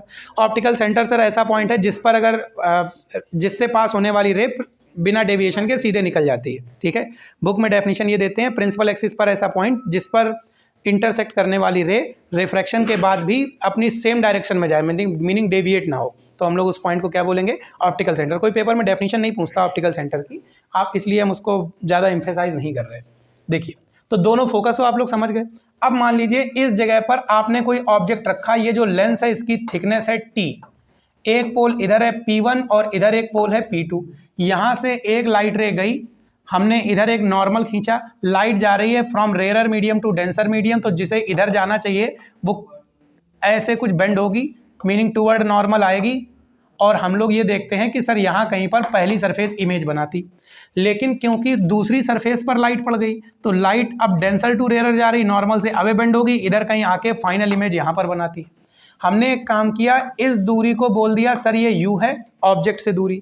इस दूरी की बात करें, ये दूरी हम लोगों के पास v डैश है, v डैश की बात करें तो पहले पोल से दूरी हम लोगों ने निकाली है, और इस दूरी को हम लोग बोलते हैं v। इस मीडियम का रिफ्रैक्टिव इंडेक्स n है, कितना है? एक काम कर लो, इधर n1, इधर n1, इधर n2। क्या मेरी बात समझ गए? तो n1 n2, क्या फोन बज रहा है? ठीक, तो फर्स्ट मीडियम का refractive index n1, second medium का रिफ्रैक्टिव इंडेक्स n2, और वापस से फर्स्ट मीडियम मिला, उसका रिफ्रैक्टिव इंडेक्स कितना हो गया? n1। अब पहली सरफेस के पास आओ, अपने पास फॉर्मूला तो यही है, n2 by v minus n1 upon u is equal to n2 minus n1 upon r। अरे बोलो कोई दिक्कत की बात? अब जरा एक बात बताओ, रे गई यहाँ पर पहुंची, ठीक है, जिस मीडियम से लाइट जाए वो पहला मीडियम, जिस मीडियम में लाइट जाए वो दूसरा मीडियम, ठीक है। तो n2 ऑब्वियस है, दूसरे मीडियम का रिफ्रैक्टिव इंडेक्स n2 रखे हो, पहले मीडियम का रिफ्रैक्टिव इंडेक्स n1 रखे हो, ऑब्जेक्ट की दूरी u रखे हो। अब यहाँ पर माइनस u मत रखना, आपको हम पहले ही बता चुके हैं, क्योंकि जब आपने पहली बार ये फॉर्मूला बनाया तो लेफ्ट हैंड साइड वाली डिस्टेंसेज आपने ऑलरेडी माइनस की रखी। जब इससे न्यूमेरिकल सॉल्व करते हो तो लेफ्ट हैंड साइड वाली डिस्टेंस माइनस की रखते हो, दोनों माइनस न्यूट्रलाइज होकर प्लस बन जाते हैं। आपने एक फार्मूला ऑलरेडी जिसमें लेफ्ट हैंड साइड की दूरियां माइनस की रखी है, दोबारा एक फार्मूला बनाओगे जिसमें फिर से लेफ्ट हैंड साइड की दूरी माइनस की रख दोगे, तो माइनस माइनस कैसा हो जाएगा? प्लस। सवाल सॉल्व करते समय लेफ्ट हैंड साइड की दूरी फिर से माइनस की रख दोगे तो एक माइनस एक्स्ट्रा आ जाएगा। तो इसलिए हम लोग क्या करेंगे, इस फार्मूले से जब कोई फार्मूला बना रहे हैं तो हम लोग इस जगह पर माइनस साइन को लगाने वाले नहीं है, हम बोलेंगे सीधे सर सारी दूरियां कैसी रखनी होंगी? प्लस की, ठीक। लेकिन एक बात बताओ, पहली सरफेस के लिए इमेज की दूरी कितनी है? v डैश, और लेट से पहली सरफेस का जो रेडियस हम लोगों के पास है दैट इज r1, तो हम लोगों ने रेडियस को भी कितना रखा? r1, और ये हम लोगों के पास हो गई इक्वेशन नंबर 1। अब दूसरी सरफेस पर पहुंचो, दूसरी सरफेस में पहले मीडियम का रिफ्रैक्टिव इंडेक्स n2 है और दूसरे मीडियम का रिफ्रैक्टिव इंडेक्स n1 है, मीनिंग n1 n2 आपस में बदल चुके हैं, तो जहां n2 आता है वहां क्या चलेगा? n1। और भैया v क्या होती है? इमेज की दूरी। दूसरी सरफेस के लिए इमेज कितनी दूरी पर बना है? v दूरी पर, माइनस n1 होता है पहले मीडियम का रिफ्रैक्टिव इंडेक्स, क्योंकि लाइट जा रही है फ्रॉम n2 टू n1 तो इधर n2 रखना पड़ेगा, और u है ऑब्जेक्ट की दूरी। एक बात बताओ, पहली सरफेस का इमेज दूसरे के लिए ऑब्जेक्ट बनेगा, कितनी दूरी पर है? v डैश दूरी पर, लेकिन दूसरी सरफेस से ये दूरी कितनी रहेगी? v dash minus t। तो आप बोलिएगा सर ये हो जाएगा v डैश माइनस टी बराबर में n2 के प्लेस पे n1, n1 के प्लेस पे n2, और बीच की दूरी कितनी कर दोगे? सॉरी, ये इसका रेडियस ऑफ कर्वेचर कितना करेंगे? r2, that is radius of curvature of second surface. क्या मेरी बात समझ गए? इसे हम लोग डाल देते हैं इक्वेशन, अभी नहीं, हाँ यहाँ पर हम ये बोलते हैं कि चलो लेंस बहुत पतला है, एक थिन लेंस के लिए जो लेंस की थिकनेस है वो अप्रॉक्सीमेट कितना डालेंगे? 0। अगर लेंस की थिकनेस 0 है तो n1 by v minus n2 upon t के प्लेस पे 0 करोगे, v डैश आ जाएगा, बराबर में n1 minus n2 upon r2। इसे डाल दो इक्वेशन नंबर 2। हम लोग यहाँ पर इक्वेशन 1 और इक्वेशन 2 को ऐड करने वाले हैं। जैसे ही हम इन दोनों को ऐड करेंगे, n2 अपॉन वी डैश से n2 upon we dash cancel हो जाएगा, n1 अपॉन वी प्लस का बचेगा, n1 अपॉन यू इधर बचेगा, बराबर में बचेगा n1 minus n2 upon r2, n1 minus n2 upon r2, plus में बचेगा n1 माइनस, क्या n2 माइनस n1 होना चाहिए था ना, यहाँ पे गड़बड़ हो गया, n2 minus n1 upon r1, यहाँ से लिखना था, हमने इधर गड़बड़ कर दिया है, तो इधर भी क्या रहेगा? r1। तो हम लोगों के पास होने वाला है n2 minus n1 upon r1 plus n1 minus n2 upon r2, ये रहने वाला है, ठीक है। इधर से हम लोग n1 को कॉमन ले लेते हैं, अपने पास बचेगा 1 upon v minus 1 upon u. इधर देखो भैया, हम लोग कॉमन लेंगे n2 माइनस n1, ठीक है। अब इधर तो n2 माइनस n1 कॉमन गया, बचेगा 1/r1। देखो यहाँ पर n1 माइनस n2 है, कॉमन आपने n2 माइनस n1 लिया है, तो पहले एक माइनस साइन कॉमन लेना पड़ेगा, that is why 1 minus sine is here. Simple mathematics है, आप लोग समझ सकते हो। इसके बाद n1 को डिवाइड में भेज दो, 1/v minus 1/u is equal to, देखो जब n2/n1 होगा तो कितना बनेगा 1n2, और जब n1 में n1 का डिवाइड होगा 1, और इधर आ जाएगा 1/r1 माइनस 1/r2। एक फॉर्मूला हम लोगों के पास ये आता है, this is for relation between image, distance of image and distance of object for a lens, ठीक है। ये कॉन्केव और कॉन्वेक्स दोनों के लिए ट्रू है। बोर्ड में डेरिवेशन आता है तो आपको एक ही मिलेगा, किताबों में भी आपको कॉन्वेक्स के लिए ही मिलेगा, तो आपको पेपर में भी किसके लिए करना है, कॉन्वेक्स के लिए ही करना है। लेकिन ये डेरिवेशन सिर्फ इतना नहीं आएगा, आपको फोकल लेंथ के बारे में जरूर पूछा जाएगा, तो आप लोग इसे फोकल लेंथ तक ले जाओगे। अब फोकस क्या है, जब हम लोग बात करते हैं लेंस की, तो प्रिंसिपल एक्सिस के पैरेलल जाने वाली रे रिफ्रैक्शन के बाद जहां पर प्रिंसिपल एक्सिस को काटेगी उसे ही तो फोकस बोलते हैं। मीनिंग जहां अगर रे प्रिंसिपल एक्सिस के पैरेलल आ रही है, मतलब कहां से आ रही है, इन्फिनिटी से, और जहां पर प्रिंसिपल एक्सिस को काटेगी मतलब इमेज बनाएगी फोकल लेंथ पर। समझ में आ गई बात। तो v के प्लेस पे क्या रख दो, f को, हो जाएगा 1/f, हम डायरेक्ट कर दें। u के प्लेस पे क्या रखोगे, इन्फिनिटी, और 1/∞ करोगे तो कितना आएगा 0, बराबर में बचेगा 1n2 माइनस 1, इधर बचेगा 1/r1 माइनस 1/r2। एक बात बताओ, ये फर्स्ट फोकल लेंथ है कि second focal length, first focus की बात चल रही है, दैट इज वाई इधर हम लोग क्या लिखेंगे, f1। अब मान लो अगर हम लोग सेकंड फोकस की बात करें, तो प्रिंसिपल एक्सिस पर ऐसा पॉइंट जिससे जाने वाली रे प्रिंसिपल एक्सिस के पैरेलल हो जाएगी, मीनिंग ऑब्जेक्ट ही कहां पर रखा है, फोकस पर, और इमेज कहां बनेगा, इन्फिनिटी पर। लेकिन ये फोकस कौन सा होगा, सेकंड फोकस, हम यहीं पर कर रहे हैं। इमेज बनेगा इन्फिनिटी पर, तो 1/∞ करोगे 0 हो जाएगा। u के प्लेस पे f2 करोगे तो माइनस का 1/f2 रहेगा, और बराबर में 1n2 minus 1, 1/r1 minus 1/r2।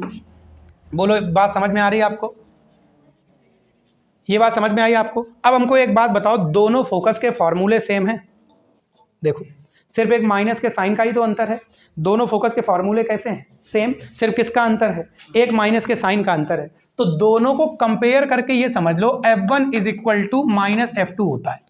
चाहे लेंस कोई भी हो, चाहे दोनों तरफ की सरफेसेस अलग अलग रेडियस की क्यों ना हो, कुछ भी हो जाए, लेंस के दोनों फोकल लेंथ हमेशा बराबर होते हैं। और माइनस का साइन ये बताता है कि अगर एक राइट हैंड साइड पर होगा तो दूसरा लेफ्ट हैंड साइड पर। कॉन्वेक्स में देख लो, राइट हैंड साइड पर फर्स्ट फोकस तो second focus left hand side पर। कॉनकेव की बात कर लो, एक तरफ होता है फर्स्ट लेफ्ट हैंड साइड पर और राइट हैंड साइड पर हो जाएगा सेकंड फोकस। क्या मेरी बात समझ पा रहे हो आप लोग। तो फर्स्ट और सेकंड फोकस इस तरीके से आप लोगों को समझना होगा कि हमेशा f1 और f2 आपस में बराबर होते हैं। यहां तक का डेरिवेशन पेपर में पूछता है, फर्स्ट फोकस तक का, ठीक है। और फिर आप लोगों से ये भी बोल देगा कि प्रूफ करो 1/v minus 1/u is equal to 1/f होता है। तो इसे डाल दीजिएगा इक्वेशन नंबर 3 और इसे डाल देना इक्वेशन नंबर 4। इक्वेशन 3 और 4 को कंपेयर कर लेना। यहां पर देखो ये जो वैल्यू लिखी हुई है वो 1/f की है, और ये इक्वेशन बोलता है कि 1/v माइनस 1/u की ये वैल्यू है। तो 1/f is equal to 1/v minus 1/u compare करके हम लोग यहां से पता कर लेते हैं। समझ गए, ये एक फंडा है। अब इसके भी न्यूमेरिकल आ जाते हैं, मीनिंग ऐसा नहीं कि इसके न्यूमेरिकल तुम लोगों से नहीं पूछे जाएंगे, इसके भी न्यूमेरिकल तुम लोगों को दे दिए जाएंगे। और देखो कैसे न्यूमेरिकल आएंगे। पहले तो ये बताओ, ये बात तुम्हें समझ में आ गई, ये मोस्ट इंपॉर्टेंट डाल के लिख लेना कहीं पर, ठीक है। 13 नंबर का ऑप्टिक्स है, मतलब वेव प्लस रे मिला के कितने नंबर की है, 13 नंबर की। तो सामान्य बात है कि हर एक चैप्टर से क्वेश्चन मिलेगा, और 13 नंबर का चैप्टर समझते हो तो लॉन्ग आंसर भी इससे मिलेगा। रब कर दे।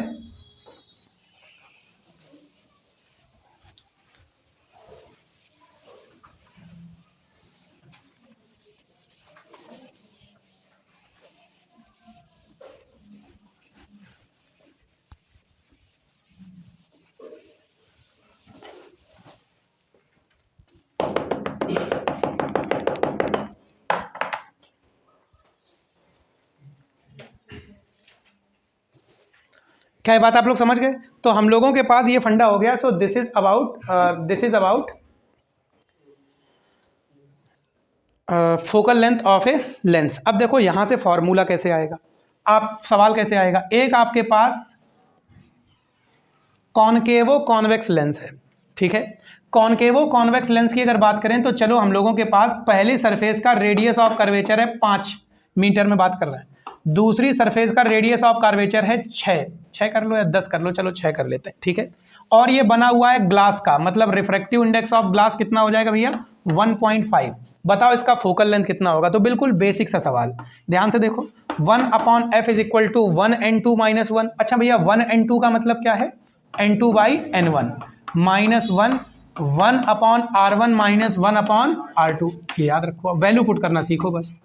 n2 की बात करोगे सेकंड मीडियम जिसमें लाइट जाएगी, लाइट किस में जाएगी, कांच में, तो कांच का रिफ्रैक्टिव इंडेक्स 1.5, किससे जा रही है, हवा से, तो 1 माइनस में कर लो 1 1/r1, पहली सरफेस का रेडियस कितना, किधर निकालोगे, तो -5, वेरी गुड। 1/r2 दूसरे सरफेस का रेडियस 6, नहीं -6, किधर निकालोगे, लेफ्ट हैंड साइड पर, तो इसे प्लस कर लेते हैं। 1/f इज इक्वल टू, देखो ये बचेगा 0.5 घटने के बाद, ठीक है। और इधर जब आप एलसीएम लोगे तो आंसर आएगा 30, और इधर बनेगा -6 और +5, दशमलव हटा लेना, 0 बढ़ा लेना, 5 से काटना, ये कितना आएगा 60, ऊपर बचेगा 1 माइनस का, और f की वैल्यू कितनी आएगी -60। तो इसका फर्स्ट फोकस होगा लेफ्ट हैंड साइड पर 60 सेंटीमीटर पर, तो दूसरा फोकस किधर होगा, राइट हैंड साइड पर 60 सेंटीमीटर की दूरी पर। समझ गए आप लोग, तो दोनों फोकसेज आप लोग निकाल लेंगे। चलो अच्छा एक बात बताओ, तुम्हारे पास एक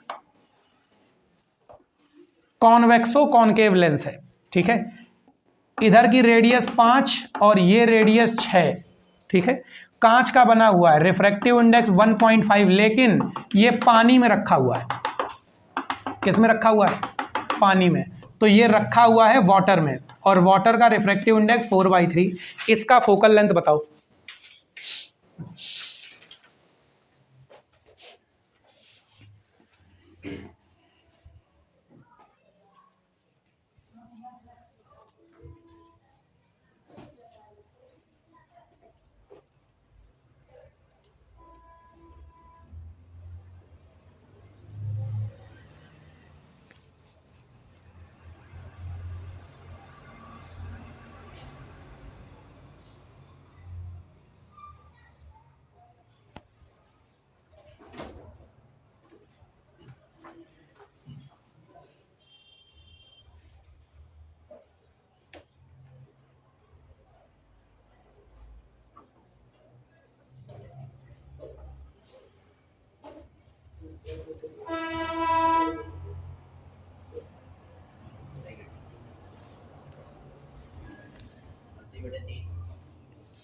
फोकल लेंथ 80/3, 80/3।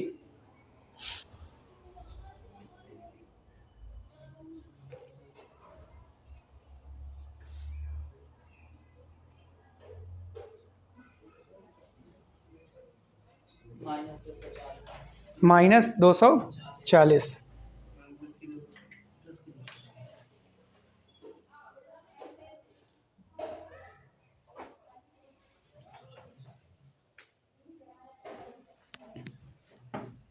प्लस का आंसर आएगा, माइनस का नहीं आना चाहिए।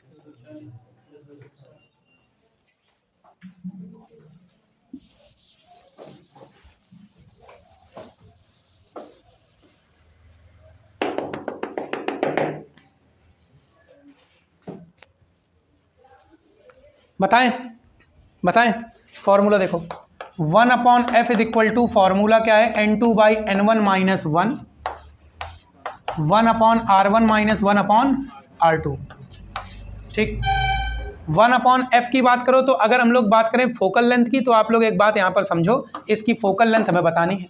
n2 पक्की बात है, लाइट पानी से कांच में जाएगी, n2 की वैल्यू 1.5, n1 की वैल्यू 4/3, तो अपॉन वाला 3 हम ऊपर ही ले गए, ठीक है, -1। और इधर देखो 1/r1, पहले सरफेस की रेडियस +5 है और दूसरे सरफेस की रेडियस +6 है। 1/f इज इक्वल टू, देखो बच्चा ये 4.5 बचेगा, ठीक है, सॉल्व कर लेना तो 0.5/4 आएगा, ठीक, इधर सॉल्व कर लेना तो ये 1/30 आएगा, डेसिमल हटाओ, 0 बढ़ाओ, ये कितना आएगा 60, और फोकल लेंथ आएगी 240, वो भी प्लस की। क्या मेरी बात समझ गए, पक्की बात। तो ऐसा सवाल इसमें आ जाता है। इसके बाद एक दूसरा सवाल भी देते हैं, उसे भी आप लोग समझ लो। इसे रब कर दें।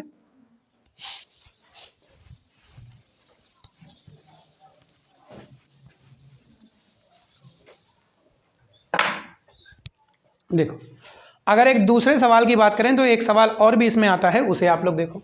आपको बोला जाएगा आपके पास एक बाई कॉन्वेक्स लेंस है, बाई कॉन्वेक्स हो, बाई कॉनकेव हो, किसी भी प्रकार का लेंस हो।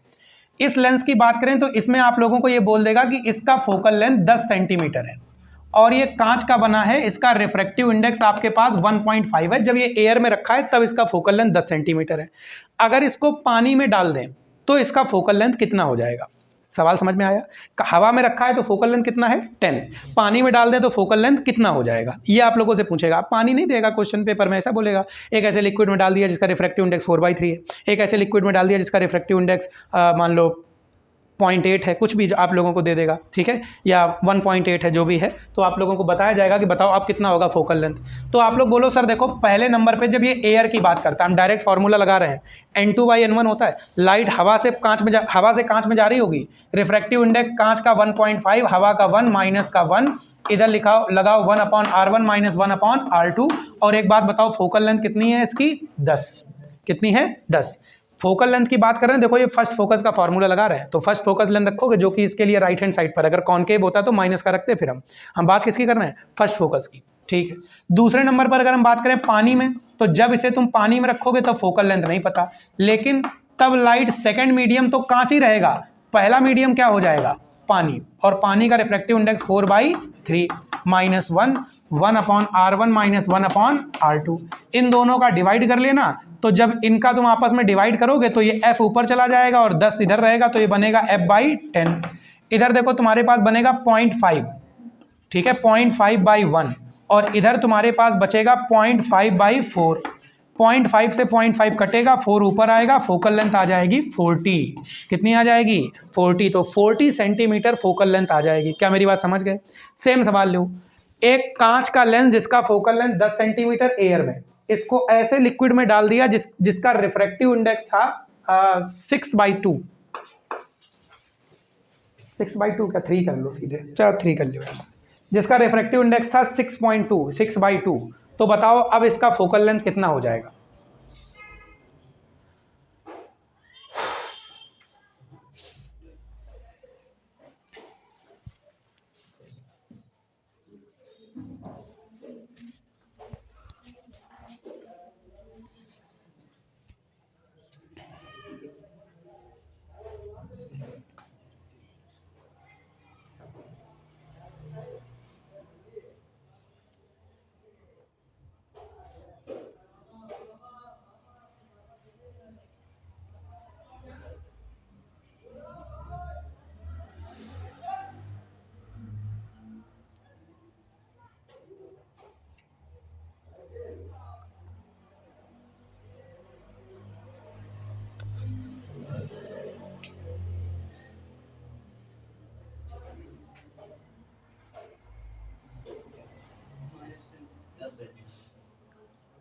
कितना? -10। पक्की बात? -10 आ गया भाई उत्कर्ष? -10 आया, माइनस का आ गया प्लस की जगह? अरे माइनस का ही आएगा आंसर, प्लस का नहीं आएगा आपकी बात।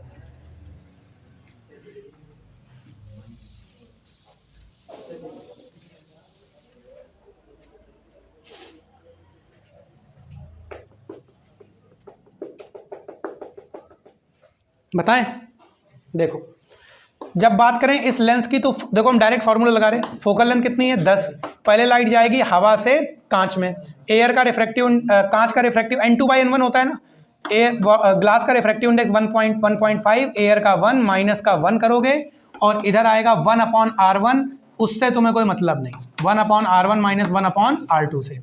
फिर जब तुमने इसे लिक्विड में डाला तो लिक्विड का रिफ्रैक्टिव इंडेक्स कितना था? 3। तो 1/F is equal to, light जाएगी लिक्विड से कांच में, कांच का रिफ्रैक्टिव इंडेक्स 1.5 और लाइट की लिक्विड की बात करें तो 3, माइनस का 1, और इधर हो जाएगा 1/R1 माइनस 1/R2। 0.5 आने वाला है, ठीक है। तो जब इसे आप सॉल्व करोगे मतलब डिवाइड करोगे तो f/10 तो इधर बचेगा प्लस का 0.5 और इधर बचेगा माइनस का 0.5, यही तो बचेगा, पक्की बात, काट लो। माइनस का साइन बचेगा, फोकल लेंथ आएगा माइनस का 10, कितना आएगा माइनस का 10। तो जो फोकल लेंथ पहले प्लस का था अब वो कैसा हो गया माइनस का। मीनिंग अगर आप किसी लेंस को ऐसे मीडियम में डाल दोगे जिसका रिफ्रैक्टिव इंडेक्स लेंस के रिफ्रैक्टिव इंडेक्स से ज़्यादा है तो लेंस अपने नेचर को अपोजिट कर लेगा, कॉनकेव कॉन्वेक्स बनेगा, कॉन्वेक्स कॉनकेव बनेगा। समझ गए आप लोग, पक्की बात। कन्वर्जिंग लेंस डाइवर्जिंग बन जाएगा और डाइवर्जिंग लेंस कन्वर्जिंग बन जाएगा। समझ गए, तो ये कहानी आप लोगों को पता होनी चाहिए। सो this is all about focal length of lens. इसके बाद एक टर्म और आता है कि एक डेरिवेशन पूछ लेते हैं जिसमें लेंस के दोनों तरफ मीडियम अलग है। एक लेंस पानी के ऊपर तैर रहा है, लाइट जाएगी हवा से कांच में फिर पानी में पहुंचेगी, तो बताओ इसमें इमेज की दूरी या फोकल लेंथ का फॉर्मूला क्या होगा। तो एक डेरिवेशन और भी छोटा सा है, उसे जल्दी से देख लो।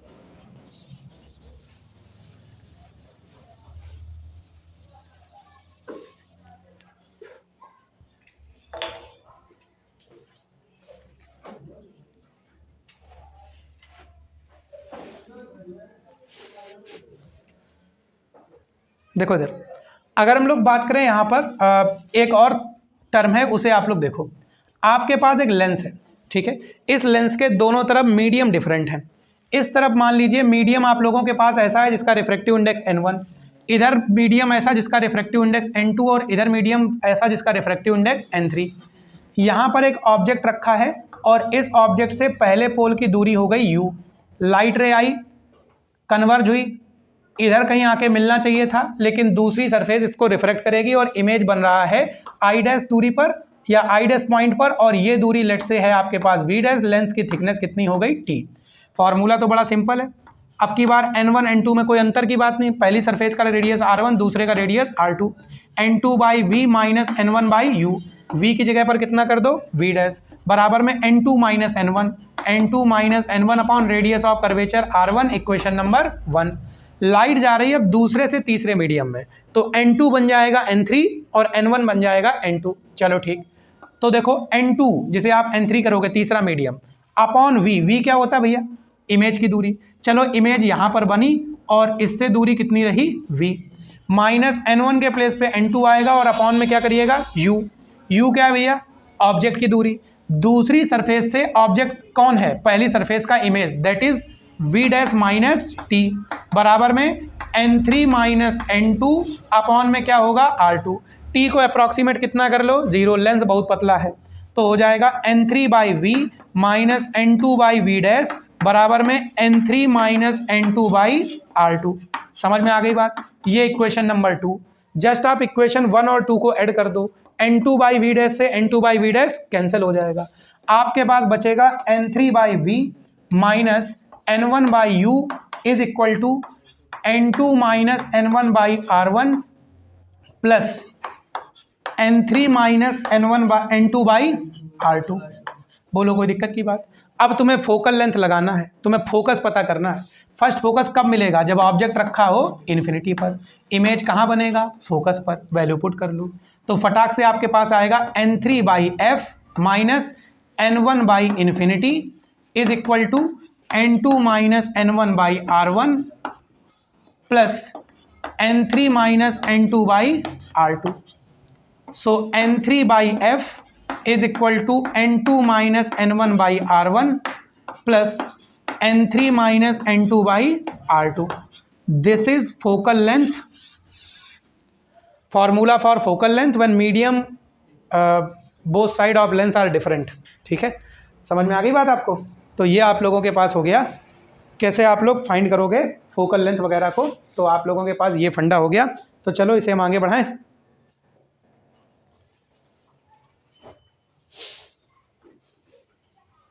समझ गए, चलो ठीक।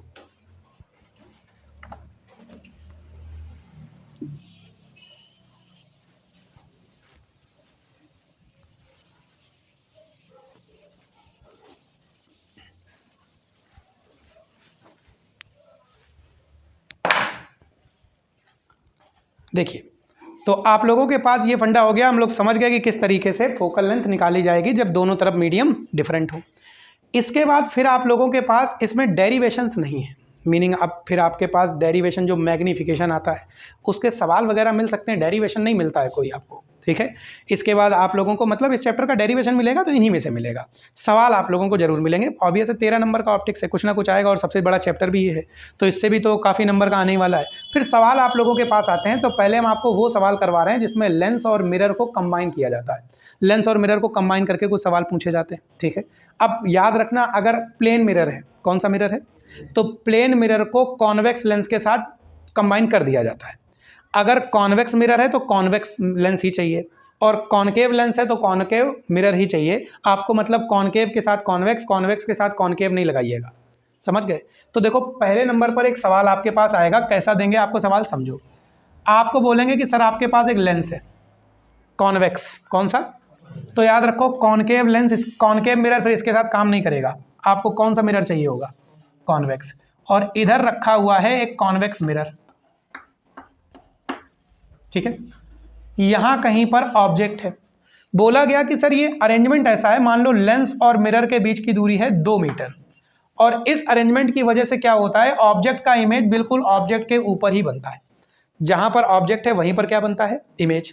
ये एक ही शर्त पर हो सकता है, लाइट गई हो, रिफ्रैक्ट होके ऐसे गई, मिरर ने इसको अपने रास्ते में वापस से रिफ्लेक्ट कर दिया।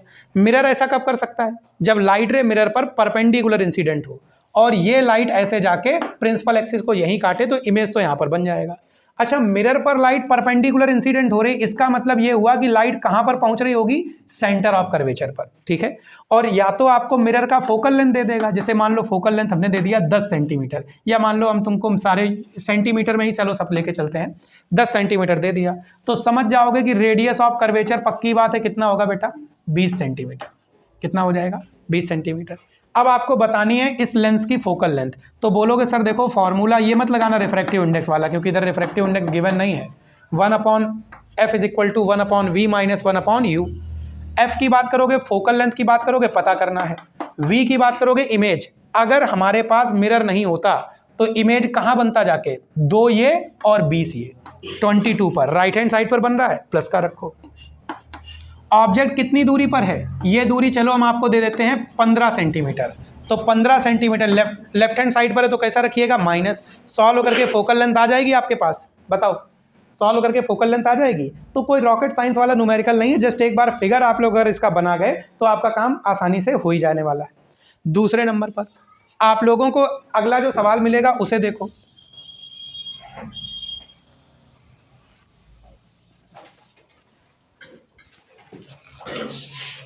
अगला जो सवाल मिलेगा उसे आप लोग देखो। अगले सवाल का फंडा बेटा क्या है कि आपके पास एक कॉनकेव मिरर आएगा, कॉनकेव लेंस आएगा, और इस कॉनकेव लेंस में आपको एक्जेली एक कॉनकेव मिरर रख दोगे,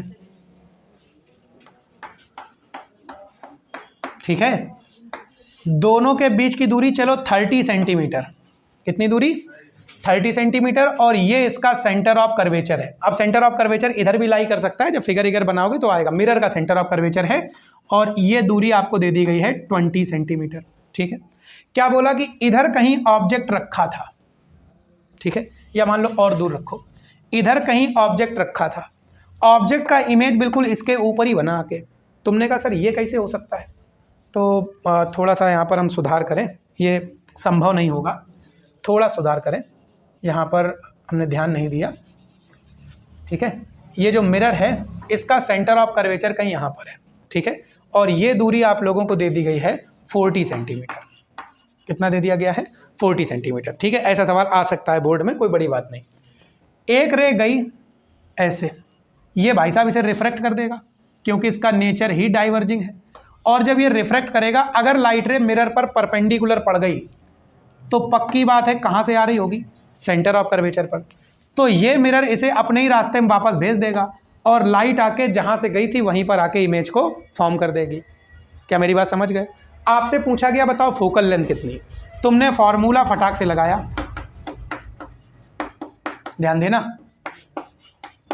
v की बात करोगे, v क्या है, इमेज की दूरी, v क्या है, इमेज की दूरी, तो इस लेंस का इमेज कहाँ बनना चाहिए था, सेंटर ऑफ कर्वेचर पर। अब देखो मिरर से इस सेंटर की दूरी 40, लेंस और मिरर के बीच की दूरी 30, तो पक्की बात है कितना आएगा 10, लेकिन ये माइनस का 10 होगा। लेकिन ये 10 कैसा होगा? माइनस का, लेफ्ट हैंड साइड पर है। यू की बात करोगे तो ऑब्जेक्ट चलो रखा हुआ है 20 सेंटीमीटर पर, तो आप लोग यहां पर बोल दोगे सर ये माइनस का 20 हो जाएगा, और सॉल्व करके फोकल लेंथ आप लोगों को मिल जाएगी। क्या आप मेरी बात समझ पाए? पक्की बात, ये कहानी हम लोग के पास हो गई।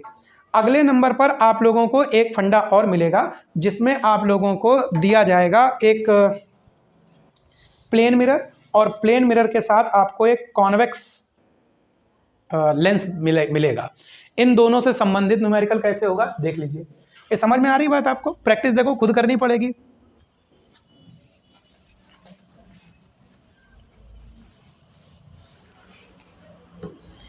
प्लेन मिरर से रिलेटेड जो न्यूमेरिकल है वो कैसा है? एक प्लेन मिरर देते हैं,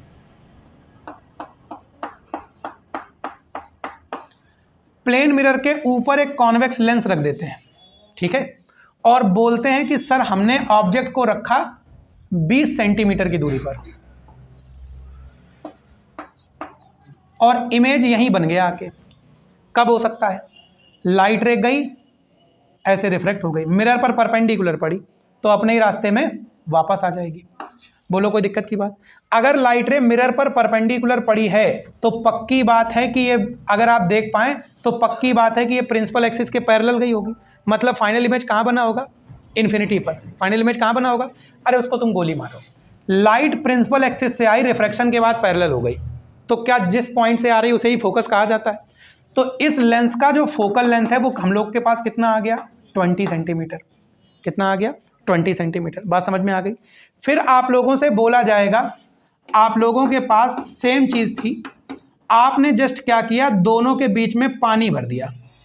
थोड़ा सा लेंस सही बना है,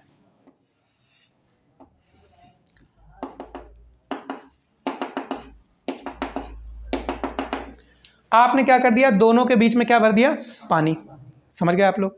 जैसे ही आपने दोनों के बीच में पानी को भरा, अब हम तुमसे पूछेंगे ठीक है सर दोनों के बीच में आपने पानी को भर दिया है, अब बताओ क्या हुआ? तो आपने बोला कि सर देखो ऐसा हुआ कि जब पानी को भरते हैं तो जो हम लोग 20 सेंटीमीटर की दूरी पर रखे थे वो चला गया 30 सेंटीमीटर की दूरी पर। मतलब लाइट रे अब आती है, फिर से पैरेलल होती है और अपनी लोकेशन पर इमेज को फॉर्म करती है। तो अगर आप नोटिस करो तो यहां पर दो लेंस बन गए।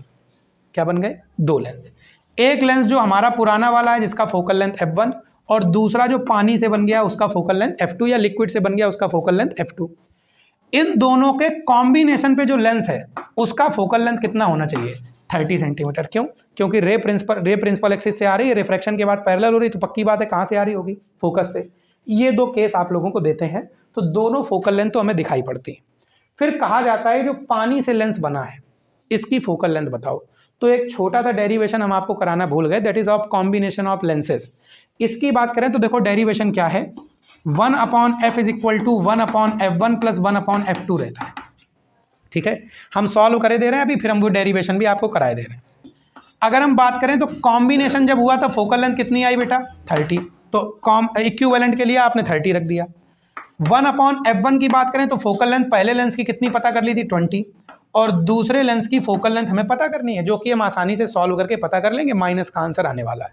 ठीक है, कभी कभी क्या होता है कि फोकल लेंथ पता रहती है, रेडियस ऑफ कर्वेचर दे देते हैं। रेडियस ऑफ कर्वेचर कैसे देंगे? इसका रेडियस ऑफ कर्वेचर दे देंगे। मान लो ये रेडियस ऑफ कर्वेचर है 2, दूसरी सरफेस का रेडियस ऑफ कर्वेचर ऑटोमेटिक कितना है? इन्फिनिटी, और इसका पहले का कितना हो गया? 2। फिर इसका रिफ्रैक्टिव इंडेक्स पूछ लेते हैं, तो फॉर्मूला हमारे पास वही होता है, 1/f is equal to 1n2 minus 1, 1/r1 minus 1/r2। Just r1 r2 आपको मालूम चल जाते हैं, r1 हो जाता है 2, लेफ्ट हैंड साइड पर रहता है ना, रे ऊपर से आ रही, तो लेफ्ट पे निकालते हो तो ये कैसा रहेगा? माइनस का, और r2 कितना हो जाता है? इन्फिनिटी। तो सॉल्व करने पर फोकल लेंथ पता ही होती है, निकाल ली होती है आप लोगों ने, तो फोकल लेंथ रख के रिफ्रैक्टिव इंडेक्स भी आ जाता है। प्रैक्टिस करनी पड़ेगी, इसे हमारे लगाने से आपको कुछ नहीं आने वाला। समझ लो कि ये कैसे किया जाता है, फिर प्रैक्टिस खुद करो। ठीक है, तो अब हम बात करेंगे कॉम्बिनेशन की। चलो ठीक है, दो लेंसेज जब एक दूसरे के साथ कॉम्बिनेशन में रखे हो तब इक्विवेलेंट फोकल लेंथ का फॉर्मूला क्या है? इसे देखो, इसे रब कर दें।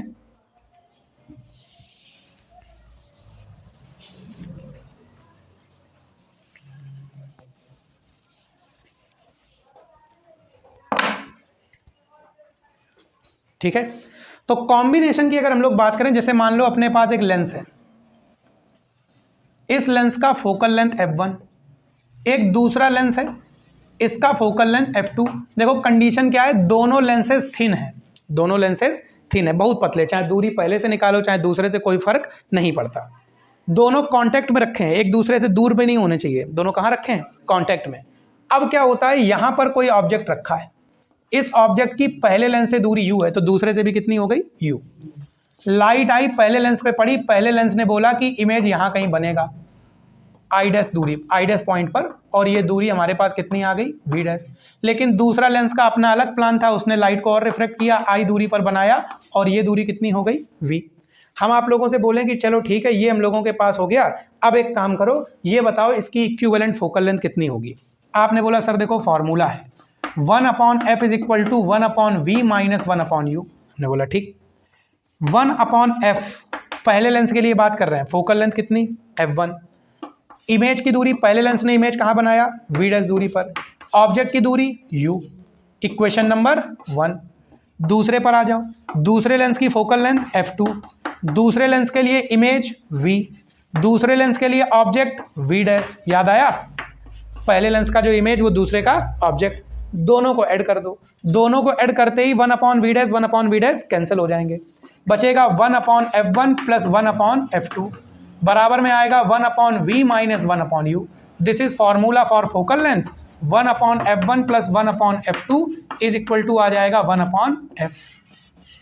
ये आपके पास टॉपिक कंप्लीट है, ठीक है। अब इसमें कुछ बचकानी चीज़ें बाकी हैं जो खुद पढ़ लो, कि अगर लेंस के सामने ऑब्जेक्ट रखा है 20 सेंटर ऑफ फोकस पर, तो इमेज बनेगा इन्फिनिटी पर, कैसा बनेगा, रियल बनेगा, वर्चुअल बनेगा, इतना दिमाग लगाई लो। क्या ये भी बताया आपको, थोड़ा बहुत तो नज़र मारी लीजिए किताब में, है ना। 100% टीचर पे छोड़ देंगे फिर कैसे काम चलेगा। हमेशा याद रखो कि टॉप वो करेगा या अच्छा वो कर पाएगा अपने जीवन में जो अच्छा पढ़ेगा, ना कि वो जिसे अच्छा पढ़ाया जाएगा। तो सेल्फ स्टडी सबसे ज़्यादा इंपॉर्टेंट है, उस पर ज़्यादा फोकस करें, ठीक है। चलिए ठीक।